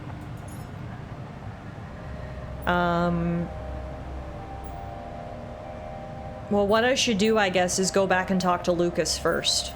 Because if he will help us drive the ship, then we can do the gas. If he won't help us drive the ship, then we're going to have to do autopilot and charges. Because I agree with TS. Researching 3 things doesn't sound feasible in this time frame. We're going to cancel all this because we need as many resources as we can. In terms of assignments, obviously scientist has to go there. Unfortunately, I do not have an organics outpost. It's one thing we didn't get. We have a lot of Alix though that we can all put in organics, so I will send Shrink to refinery. No, we can't because it's broken. Fuck. Okay, do I have any repair kits? I have one. How do I prioritize which module I want Shrink to repair? I just go repair it myself. Okay, let's just get back to base. We need to maximize our next 48 hours. Don't you think? Yes, I know, Shrink. Thank you.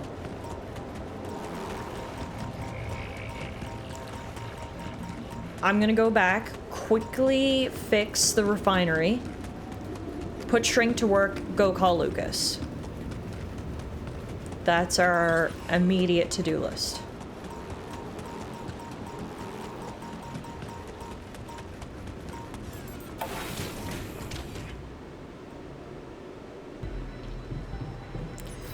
Remind myself where the refinery is, down by the greenhouse. This is so stressful. I genuinely don't know if we can do this in this amount of time, but we'll give it our best fucking shot, I guess.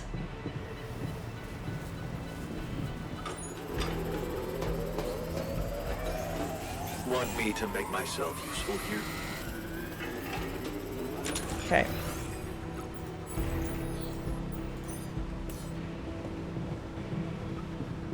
Last time we spoke to Lucas, he did seem like he might help. We had had some really nice, like, sort of deep conversations with Lucas previously where we really laid a groundwork for our relationship, and I'm hoping it's enough that Lucas is going to help us, except I can't call him.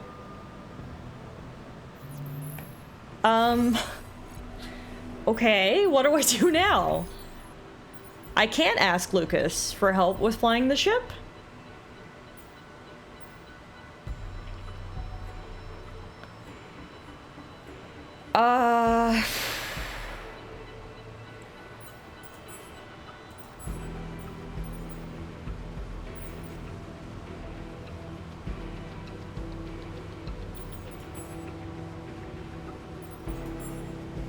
What do we do now?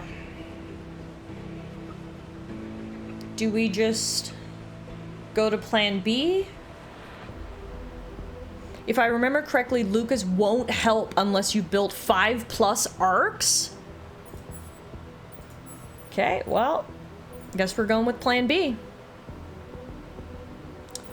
Plan B is we have got to research our own flight module.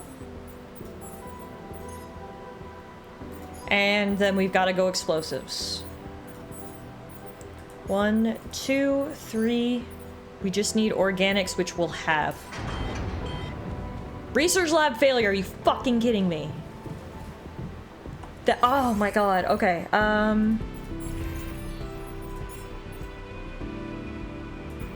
okay, I've got to go down and make a repair kit. And then we've got to fix the research lab. Oh, I'm so stressed right now. I am so fucking stressed right now. This is not... Where is the workshop? One more down.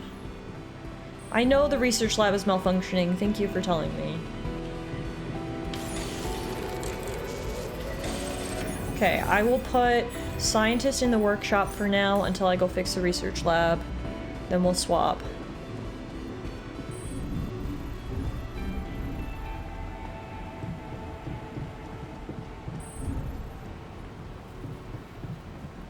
Oops. One more. Unbelievable.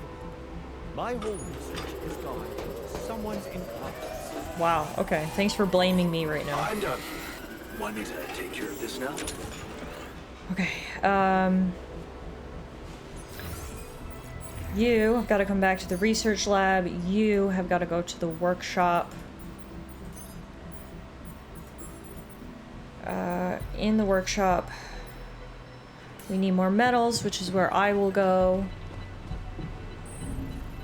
Someone is calling me. I guess it's Lucas, but honestly, I don't even have time to talk to him at this moment. We'll still try to talk to him. We'll see Maybe he will help me, even though I don't have 5 Rupidium arcs. That's crazy. I'm done. You're not done there. Go back. This now? Okay, how many do I have? Explosive charges, that'll be 4. That's the last one we need. Okay, so now we're just waiting on research, but we're gonna need to build the sarcophagus too. And the autopilot device. Oh, there's no way we're gonna be able to do this. Hey! We are in the final portion of the game, and it is very stressful because we are on a time crunch, and I'm not sure So you won't be done soon? if we have enough time. Well, we'll see. If I run out of time, then I will be done soon. Okay, so we can plant explosives here, get that done. Then, okay. From here, what's happening in here? The shrink wants to talk to me. Did you want something from me? Did he want something from me? Yes. I've been waiting for you. You're nearing the end of your mission. We are nearing the end of our mission. You've made some difficult choices on the way, and I realized even though it is my job to be here for the whole crew in stressful times, we've never really talked. Oh god, I don't think now's you. the time for Your struggle a psych evaluation, your shrink. hopes, regrets. I gotta be fears. honest, I am not really in the mood to talk about my it, Jan? feelings at this like exact moment. I don't have time for a therapy session. What else? No thanks, I'm fine. No, thanks. I'm fine. Of course. A no means a no. Regardless of that. I appreciate it. Any other time I would have taken you up on it. But yeah, maybe we should postpone this conversation until we're back on Earth. Exactly. Turns out I'm an even more fascinating phenomenon than I thought. You can trust I'll go on exploring that and share my findings with whoever wants to follow. If we manage to make it out alive. Okay. So,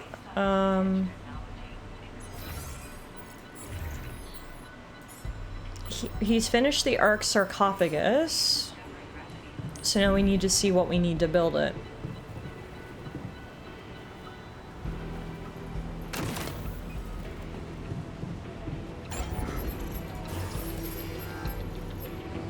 $30 metals, 40 rupidium. Oh, that's not too bad. That's actually not bad. Okay. We can get that done.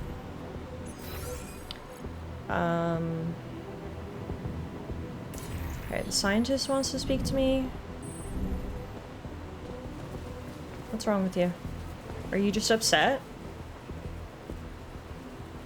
What happened in the research lab? Hey, what happened in the research lab? What happened? What happened? My whole research is gone because of a preposterous hardware malfunction. Now is not the fucking time, dude. Damn Ally Corp and their cheap equipment. When in doubt, blame the Corpos. Oh, great. So even the computers break. Damn Ally Corp and their cheap-ass equipment. That's so childish. Blaming everyone but yourself. Every I'm device being breaks childish? when You're it's the one not throwing a maintained tantrum when we are properly. literally 24 hours away from annihilation? Okay, dude. Okay, dude. Alright, I guess we'll go try speaking to Lucas. See if he'll help. Sounds like he won't, but we may as well try. Lucas, it's good to hear from you. Jan, did you manage to get rid of that barrier? Yeah, the ship's gonna be here anytime now. Have you thought about helping me out? Yes. And... I'm sorry, but I can't do it. I can't turn on Maxwell like that. Are you sure? Yes. I don't think we should ever talk again. Damn. Lucas. Lucas. Shit. Well, fuck me. Okay. That's that.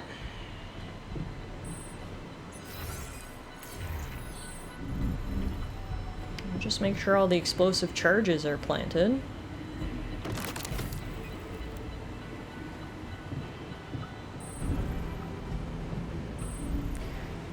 Okay.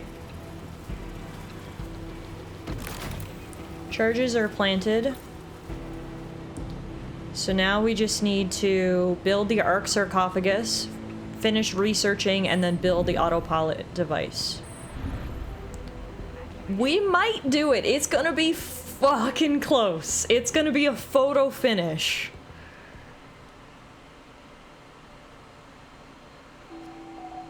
Sunrise in 1 day. Day 80. Okay.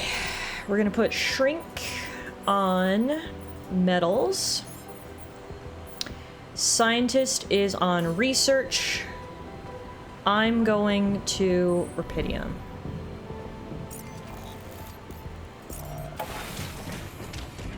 Yeah, believe it or not, the hippie is the only, like, if I could only save one altar, I would save the shrink, because he's been the only one who's been unproblematic throughout this entire time. Okay. How's everything going? How's the research? Oh, you gotta fucking hurry up, dude. You've gotta hurry up. Alright, let's go back and build this fake Rapidium Ark.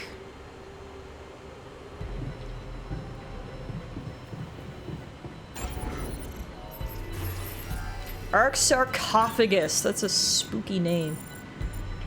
Now, where are we gonna put this?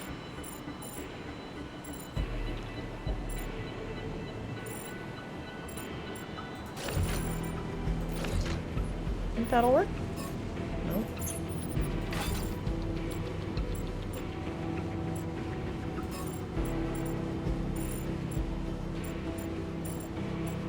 That'll work. What? How are you not connected? You need to be connected on the bottom. God damn it!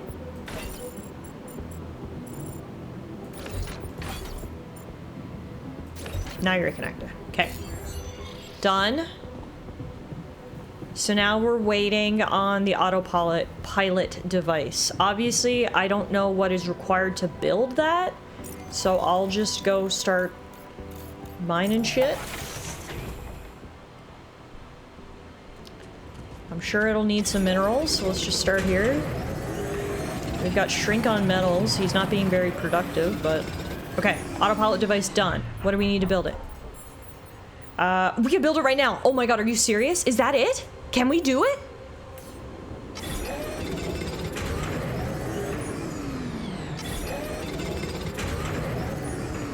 Are we actually going to be able to do this? It's not going to be the ideal solution, but at this point it's a I need to get out of here alive type of scenario. Oh my god, look at how red everything is glowing. When ready, proceed! Are we done? I think we're going to be able to get out of here. We're going to blow some people up in the process. We're going to have to learn how to fly a spaceship. I don't know where we're gonna end up or what's gonna happen to me, but I think we're gonna be able to do it. Oh my god. We're gonna be able to beat the game. We're not gonna get the best ending. Because, yeah, the sunrise is basically already happening, so we need to go now. We are 15 hours away from annihilation. This is not the ideal solution. I don't know that this is the series of events that I would have picked in a best case scenario, but unfortunately, our backs are against the wall. Unless we want to get annihilated by the sun, this is what we're going to do. Here it is, I guess. Unless there's other wrinkles to throw in, I think this is it. This is the finale of the altars. Finalize preparations and wait for the rescue team. This is a point of no return. Make sure you have prepared everything you wanted before proceeding. I'm ready. Hey, there's always New Game Plus to play your cards better. Yeah, exactly. For now, this was a tough game. I said earlier, this was not an easy game. This was a hard game, so for me to just get through our first playthrough, I think is an achievement. And we're going to take it for what it is. All right. Our final quest is last goodbyes. We need to say goodbye to the scientist and say goodbye to the shrink.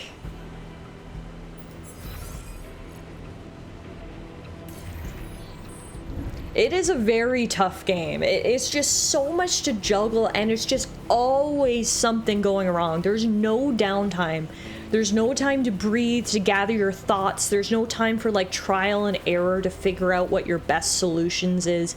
It is just like gas pedal fully pushed down the entire way, and it's stressful. It is. But it was awesome. This was a fucking fantastic game. But yeah, this is it. Last goodbyes. In the end, only 2 alters stayed with us. 1 died, the other 4 ditched. In the end, 2 stayed by our side, Shrink and Scientist. Have a safe trip, my friend. All aboard the sarcophagus. I hope you have a smooth ride, even though I always do. Yeah, it was fun knowing you, Jan. After all, that's all that counts.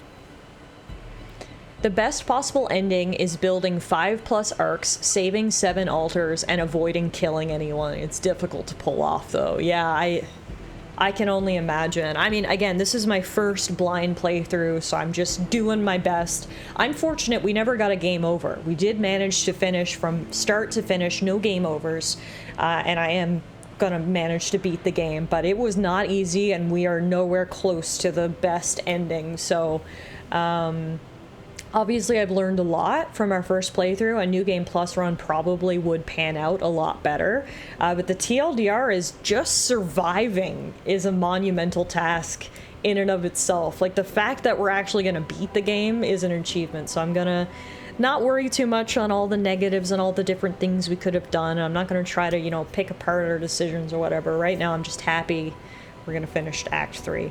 And, yeah, let's say our final goodbyes to our friends. It's fun knowing you, Jan. After all, that's all that counts. Thanks for providing the fun, man. I'll never forget the acid trip we went on when we drank that mysterious tea. Thanks for providing the fun. The base would have been much more solemn without your laid-back attitude.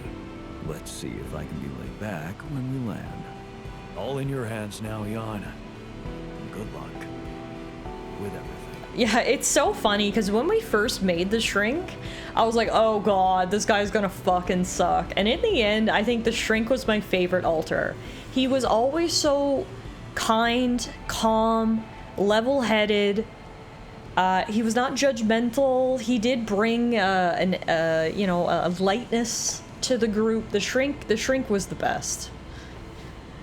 I'm still amazed that they never sleep shanked you, given that they got pissed off enough to steal off your resources and live in a fucking tree.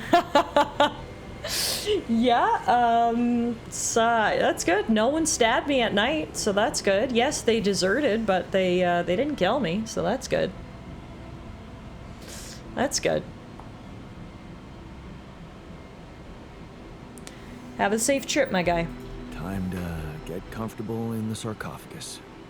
Yes, it's a shame we're leaving. I feel there's more I could have discovered.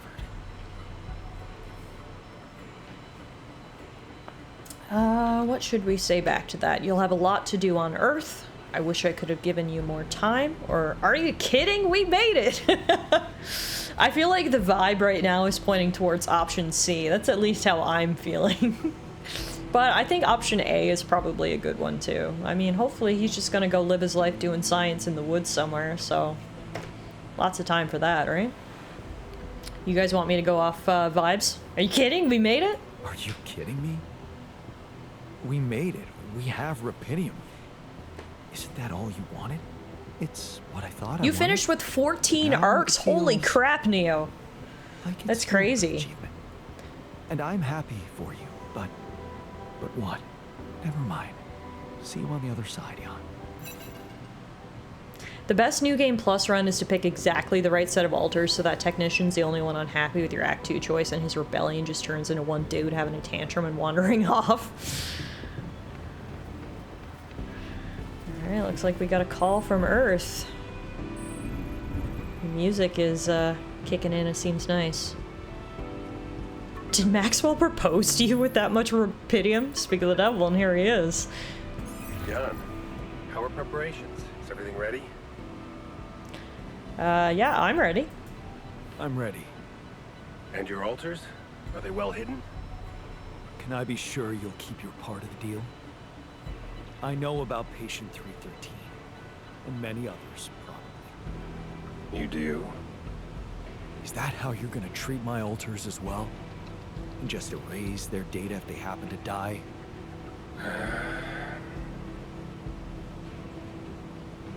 No escaping my mistakes, it seems.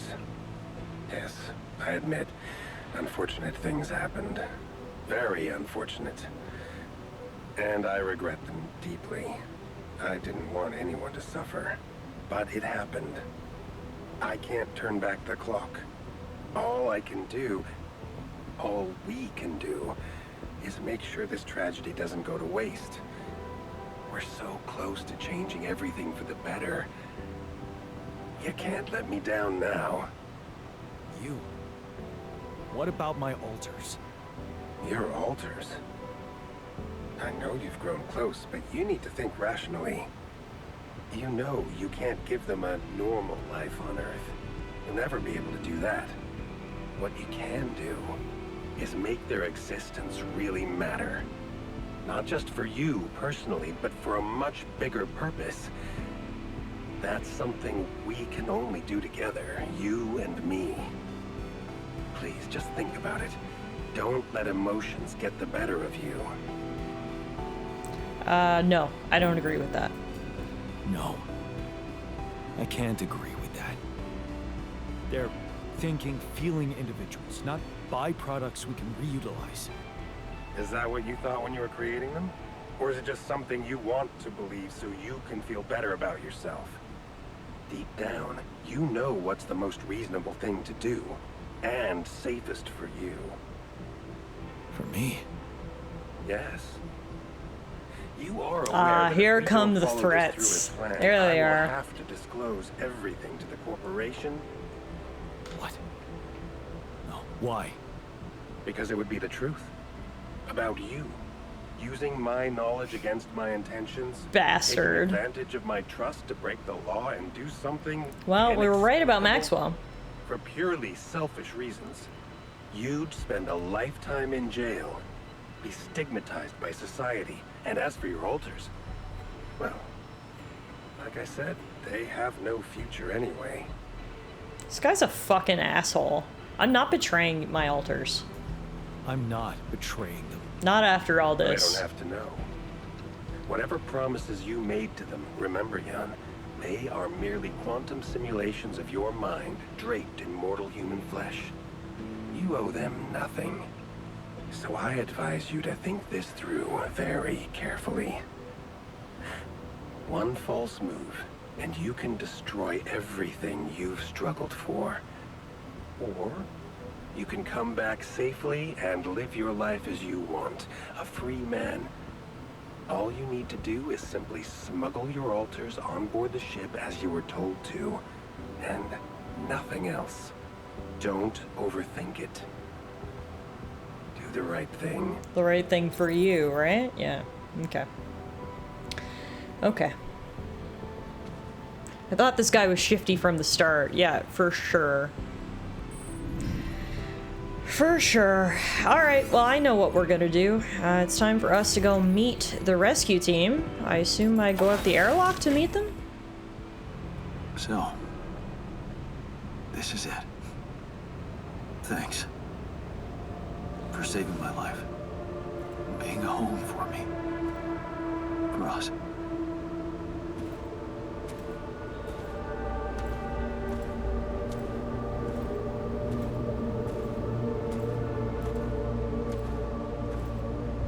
Here they are.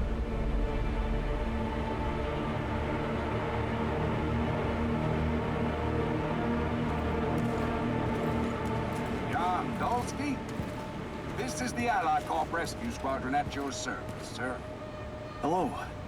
You made it. We made it. Hear that, guys? Praising us for getting here on time. You made it, Dolski. And we couldn't believe the brief when we read it. How are you feeling, big guy? How am I feeling? What's with the guns? That's why our alters are hidden. These guys are, they say they're the rescue team, but they are here on corporate orders, and they are more interested in what I have on board my ship. If I didn't cooperate, I have a feeling they would have no hesitation in shooting me. How are we feeling? I'm running on empty. What can I tell you? I'm running on empty.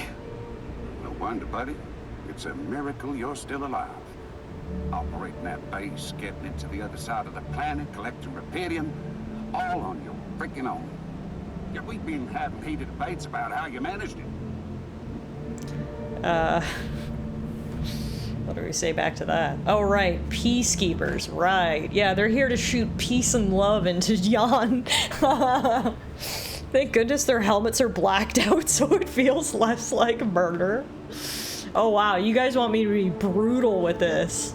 You want me to say I'll tell you more when we get back? Jesus. Alright. Majority rules. I'll tell you more when we land. We'll have a lot of time to talk, right? Yeah, brace yourself. You better prepare to be the talk of the town. Anyway, you must be beaten. Get that ready ass of yours on the ship while we run a final checkup on that CB. All right, boys and girls.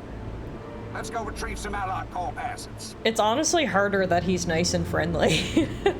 I wish he had just shown up and been a dick. That would make what we're about to do hurt a little less, but... Okay, let's get that rupidium loaded first. On it, sir. Scanning for contamination. Hey, there's something strange about this one. Uh-oh. It's heavier. And the bioscanner readings. Contamination? I don't know. Organic traces. Dolski, did you have a cat that climbed into a rupidium arc or anything?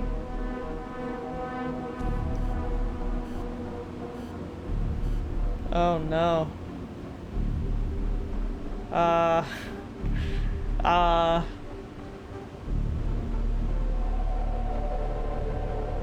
I mean, we probably just have to go along with it, right?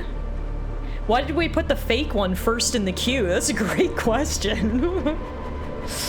We've got to say chill, right? Like, yeah, you know, sure, I had a cat and it got infected by an alien. Yeah, you know, that's how it goes, right? And it must have got in the rupidium arc, you know, cats. Yeah, sure. A ginger cat went astray and got infected by an alien. Now we're all gonna get ripped apart on the way back to Earth. Oh, we're making an alien joke, okay. I see. Yeah, good aliens reference. I assure you, officer, no other life form than me was present in that base. Yeah, of course. I have no reason not to believe you, but while I'm getting all these readings, we're gonna have to run some detailed tests before we take this cargo on board. We're gonna be assertive, right? We're using the lessons that we learned from our alters. We used our chill. Now we're gonna use our assertiveness. I've done my job. Now it's time you do yours. Listen, I think I've explained myself enough. I did my best to collect as much rupidium as I could. I don't want it to go to waste because of your doubts. If there's anything wrong with that arc, I'm sure Allied Corp experts on the ground can take care of it. Everything I've collected must be brought back to Earth. Okay, Dolski, you win. But whatever's in there, that's on you. What do we do, sir? Load them. All of them. So that's interesting to think that we could get to this point and our plan wouldn't work if we hadn't connected with our alters and learned those lessons from them. There's so many variables to like what ending you get and how things work out. I love it.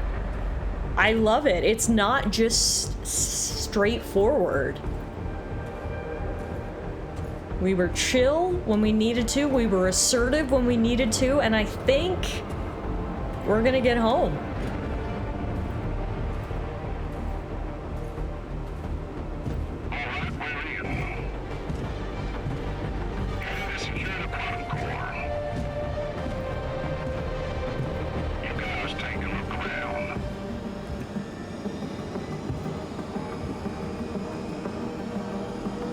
Oh! Wait. Why would... If I say do nothing, then what happens?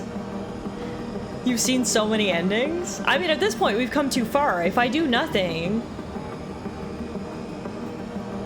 No. We're gonna stick with the plan.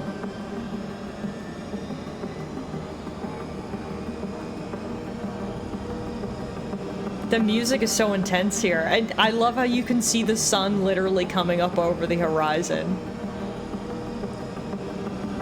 Yeah, if we don't blow them up, then they'll find and kill me and my altars when we land, yeah. I mean, look, I gotta go with majority rules. 66.7% of you want me to blow up the base, and we did all this. We made a choice. We gotta see it through to the end. Blow up the base.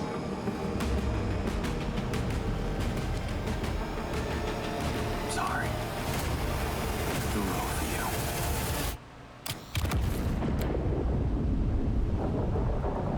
We got an achievement for blowing up the base, titled "It Ends in Flames."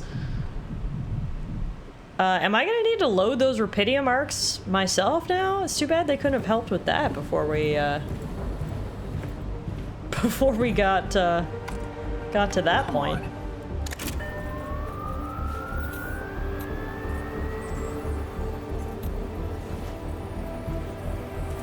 Oh, please. Hurry up. Thank you. Hey, you've done plenty of things on your own so far. What's another chore? That's true. That's true. Oh, it looks like they might be self-loading.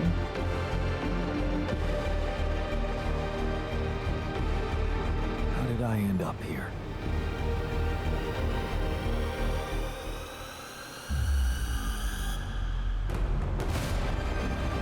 Was this path just a random sequence of events?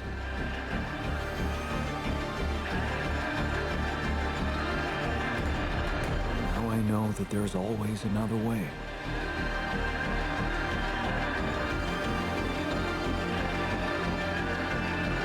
I've made my choices.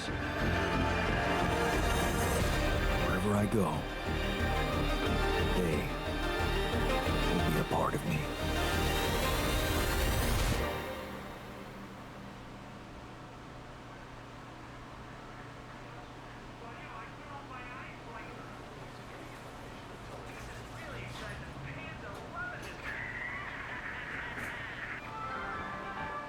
Now onto unrest in the capital.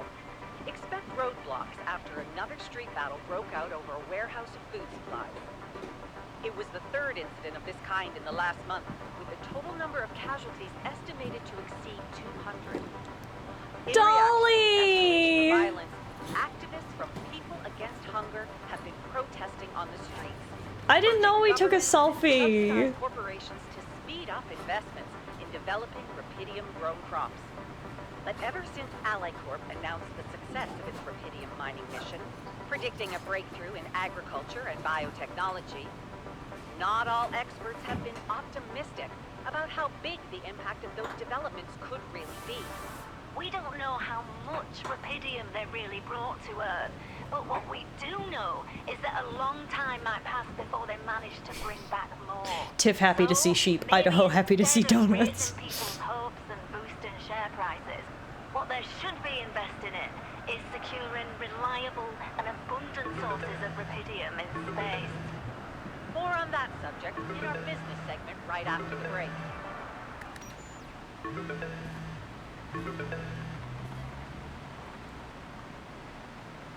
Hello? Hey, Jan, it's Sarah. Ready for court? The driver's on his way. I've been stuck in this apartment for months. I'm excited to go anywhere. Even if it is my own trial. Right. Just stick to the version we discussed, okay? The clueless builder. That version in which I'm just a clueless builder. Correct. As expected, Maxwell is trying to pin it all on you. Hijacking the ship, conducting those branching experiments without informing him. We have to convince the court that it was exactly the other way around, that he made you do all those things. Are you ready to do that? Hell yeah, I am. Of course. I was just doing as I was told. Good. We have to use the conflict between him and Alex. Sarah sounds like a good lawyer. And the corporation is still on my side. They'll never admit that they lost control of your mission. So the strategy to put the blame on Maxwell Is consulted with them, yes.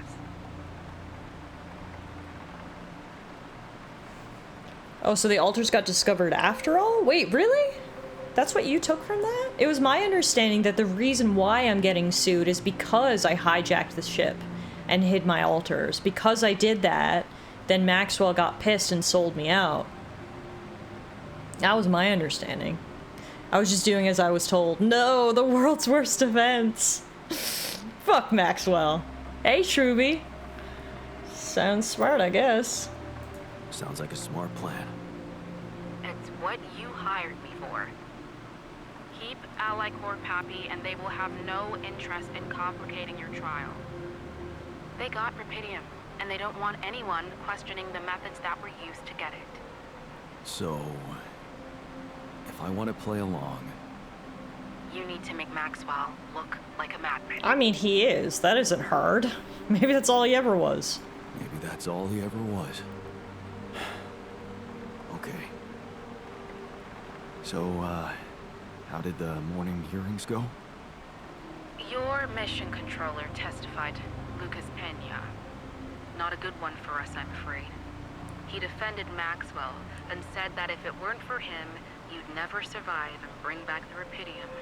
He undermined your integrity, claiming that instead of having the success Oh, fuck off, Lucas. you were, quote-unquote, focusing on your own interests. That's pretty unfair. My own interest? Man, that's so unfair and he knows it. We're gonna need to deflect that one somehow. Then, of course, there's that situation with the rescue team. People lost their lives, and the prosecutor thinks your recklessness might have played a role. I mean, I gotta be honest, like, we can blame Maxwell for a lot of things because he did fucking suck. But it would be dishonest to say that we're not responsible for the rescue team's death. We did have another option. I legitimately just didn't have enough time. So, if anything, I'm willing to take the blame for that. I'm willing to take the blame for that. I suggest you take it easy and stay in your lane. Remember, we're blaming Maxwell for everything. But I'll be blunt with you. Pena's testimony complicated things for us. So we're not talking full acquittal anymore. Look, like I said, the corporation wants to keep your trial low-key. But the prosecutor's his own man. And if he doesn't get clear evidence that you were not involved in the rescue team's deaths, he's gonna press charges. How much are we talking about? 10 to 15 years confinement. So you really need to be convincing out there today. Anything else I should know? I reached out to your ex-wife. She agreed to testify in your favor, and against Maxwell. Wow, I'm surprised. I'm actually surprised that Lena was willing to testify on our behalf. I gotta be honest, like, I'm coming out of this, I think it's unfair. Like, yes, obviously we're gonna take the position at trial that Maxwell is to blame for everything. That's what you do. You take an extreme position and then you work towards the middle. But I feel like if I end up in prison for 10 years, like, that's probably fair. Because yes, a lot of the decisions I had to make were because I had no other option. And yes, Maxwell certainly had a hand in a lot of the things I did. But I think especially at the end there, that rescue team, we did have another option. I fully recognize that. We just didn't have enough time. So, like, yeah, if I got to do 10 years in prison, kind of seems fair. At least we didn't burn up on an alien planet, right? The botanist must have used his verbal magic on Lena. I'm kind of torn on this one because neither option is great. Yeah. I don't know. I'll just, do we trust the ex-wife? Yeah. she was good. She was a bit caught up in the corpo, and that's why we didn't ultimately go along with her plan, because we felt it would get the corporation too involved. But in this specific circumstance, I trust her to be fair. The only winning situation is to remain a free man? No, I disagree. I disagree. We won by staying alive and getting back home and saving as many of the altars as we could. Now, if we have to pay for some of the actions we did, sure. But in the end, at least we're alive. Our altars are alive and free, so. Imagine she gets called up and then just burns you to the ground. She's expressed utter disgust in Maxwell before. I think we can trust that was genuine. Yeah, agreed. I think between the groundwork that our good guy, the botanist, laid, along with her absolute hatred for Maxwell, I think we can rest assured that she'll be helpful here. Alright, I'll just go with the majority and say that's great news. Really? That's great news. Yes, being backed by the new head of Rapidium Technologies will definitely score you. Damn, Lena got a promotion. Can I talk to her? Do you think I could talk to her after the trial?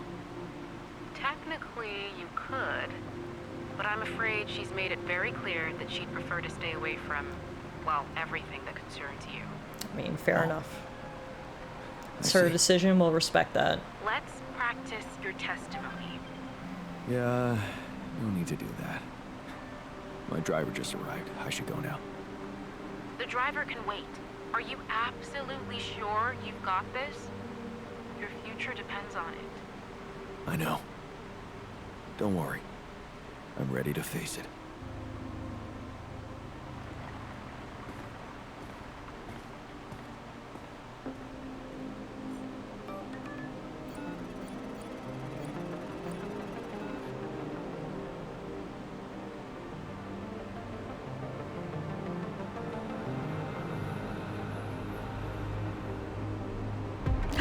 Yay! Look! Postcards! Meaning they are free.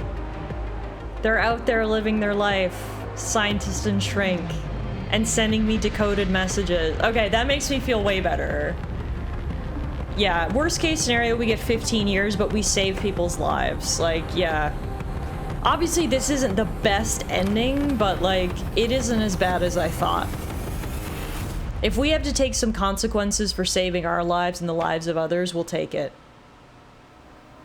But that wasn't as bad as I thought it was going to be, honestly. 15 years of no taxes, free food and board. That message they sent can actually be decrypted? Oh, cool. Well, there you have it, folks. That was The Altars. What an incredible game. That's one of those games that I feel like I can't even describe to people. It's something that you like have to experience for yourself. And most importantly, because so many of the decisions you make clearly influence your playthrough and the ultimate outcome. I'm very excited to hopefully replay the game at some point and just make different decisions and see how things turn out. Obviously, this was my very first blind playthrough, so we were just doing the best we could. One thing I've reiterated over and over again is that this is a difficult game. This was not easy. There was a lot of times I wanted to make a different decision and I literally couldn't. Like, we didn't have the opportunity to because the game was so difficult. I could only go one way. And so I think it's really cool to think that you could play the game and hopefully I would take the knowledge that I got from this first playthrough and make it so that, you know, my next playthrough is maybe not as hard. And so then we could make better choices and get a better ending. But all in all, I'm actually glad that the ending wasn't as bad as I thought it might be. Ultimately, yeah, as Tia said, this was a markedly less bad ending than I anticipated. So it was sort of like a Telltale game, but with resource management and with more serious consequences and more branching decision trees, basically. Can you go back and choose to do nothing? I guess I could. I mean, I could go back. I've got a bunch of save games, so I could go back as far as I wanted and make different decisions. I could go all the way back to before people left, so I wouldn't even necessarily need to try, you know, start from the very beginning, but I just feel like that would be the best way to re-experience it again. It's just a fresh slate, right? So there you have it, folks. That was The Altars. How long did it take us to complete our first playthrough? Let's see. It took us 27 hours, and we did end up beating the game. So there you have it.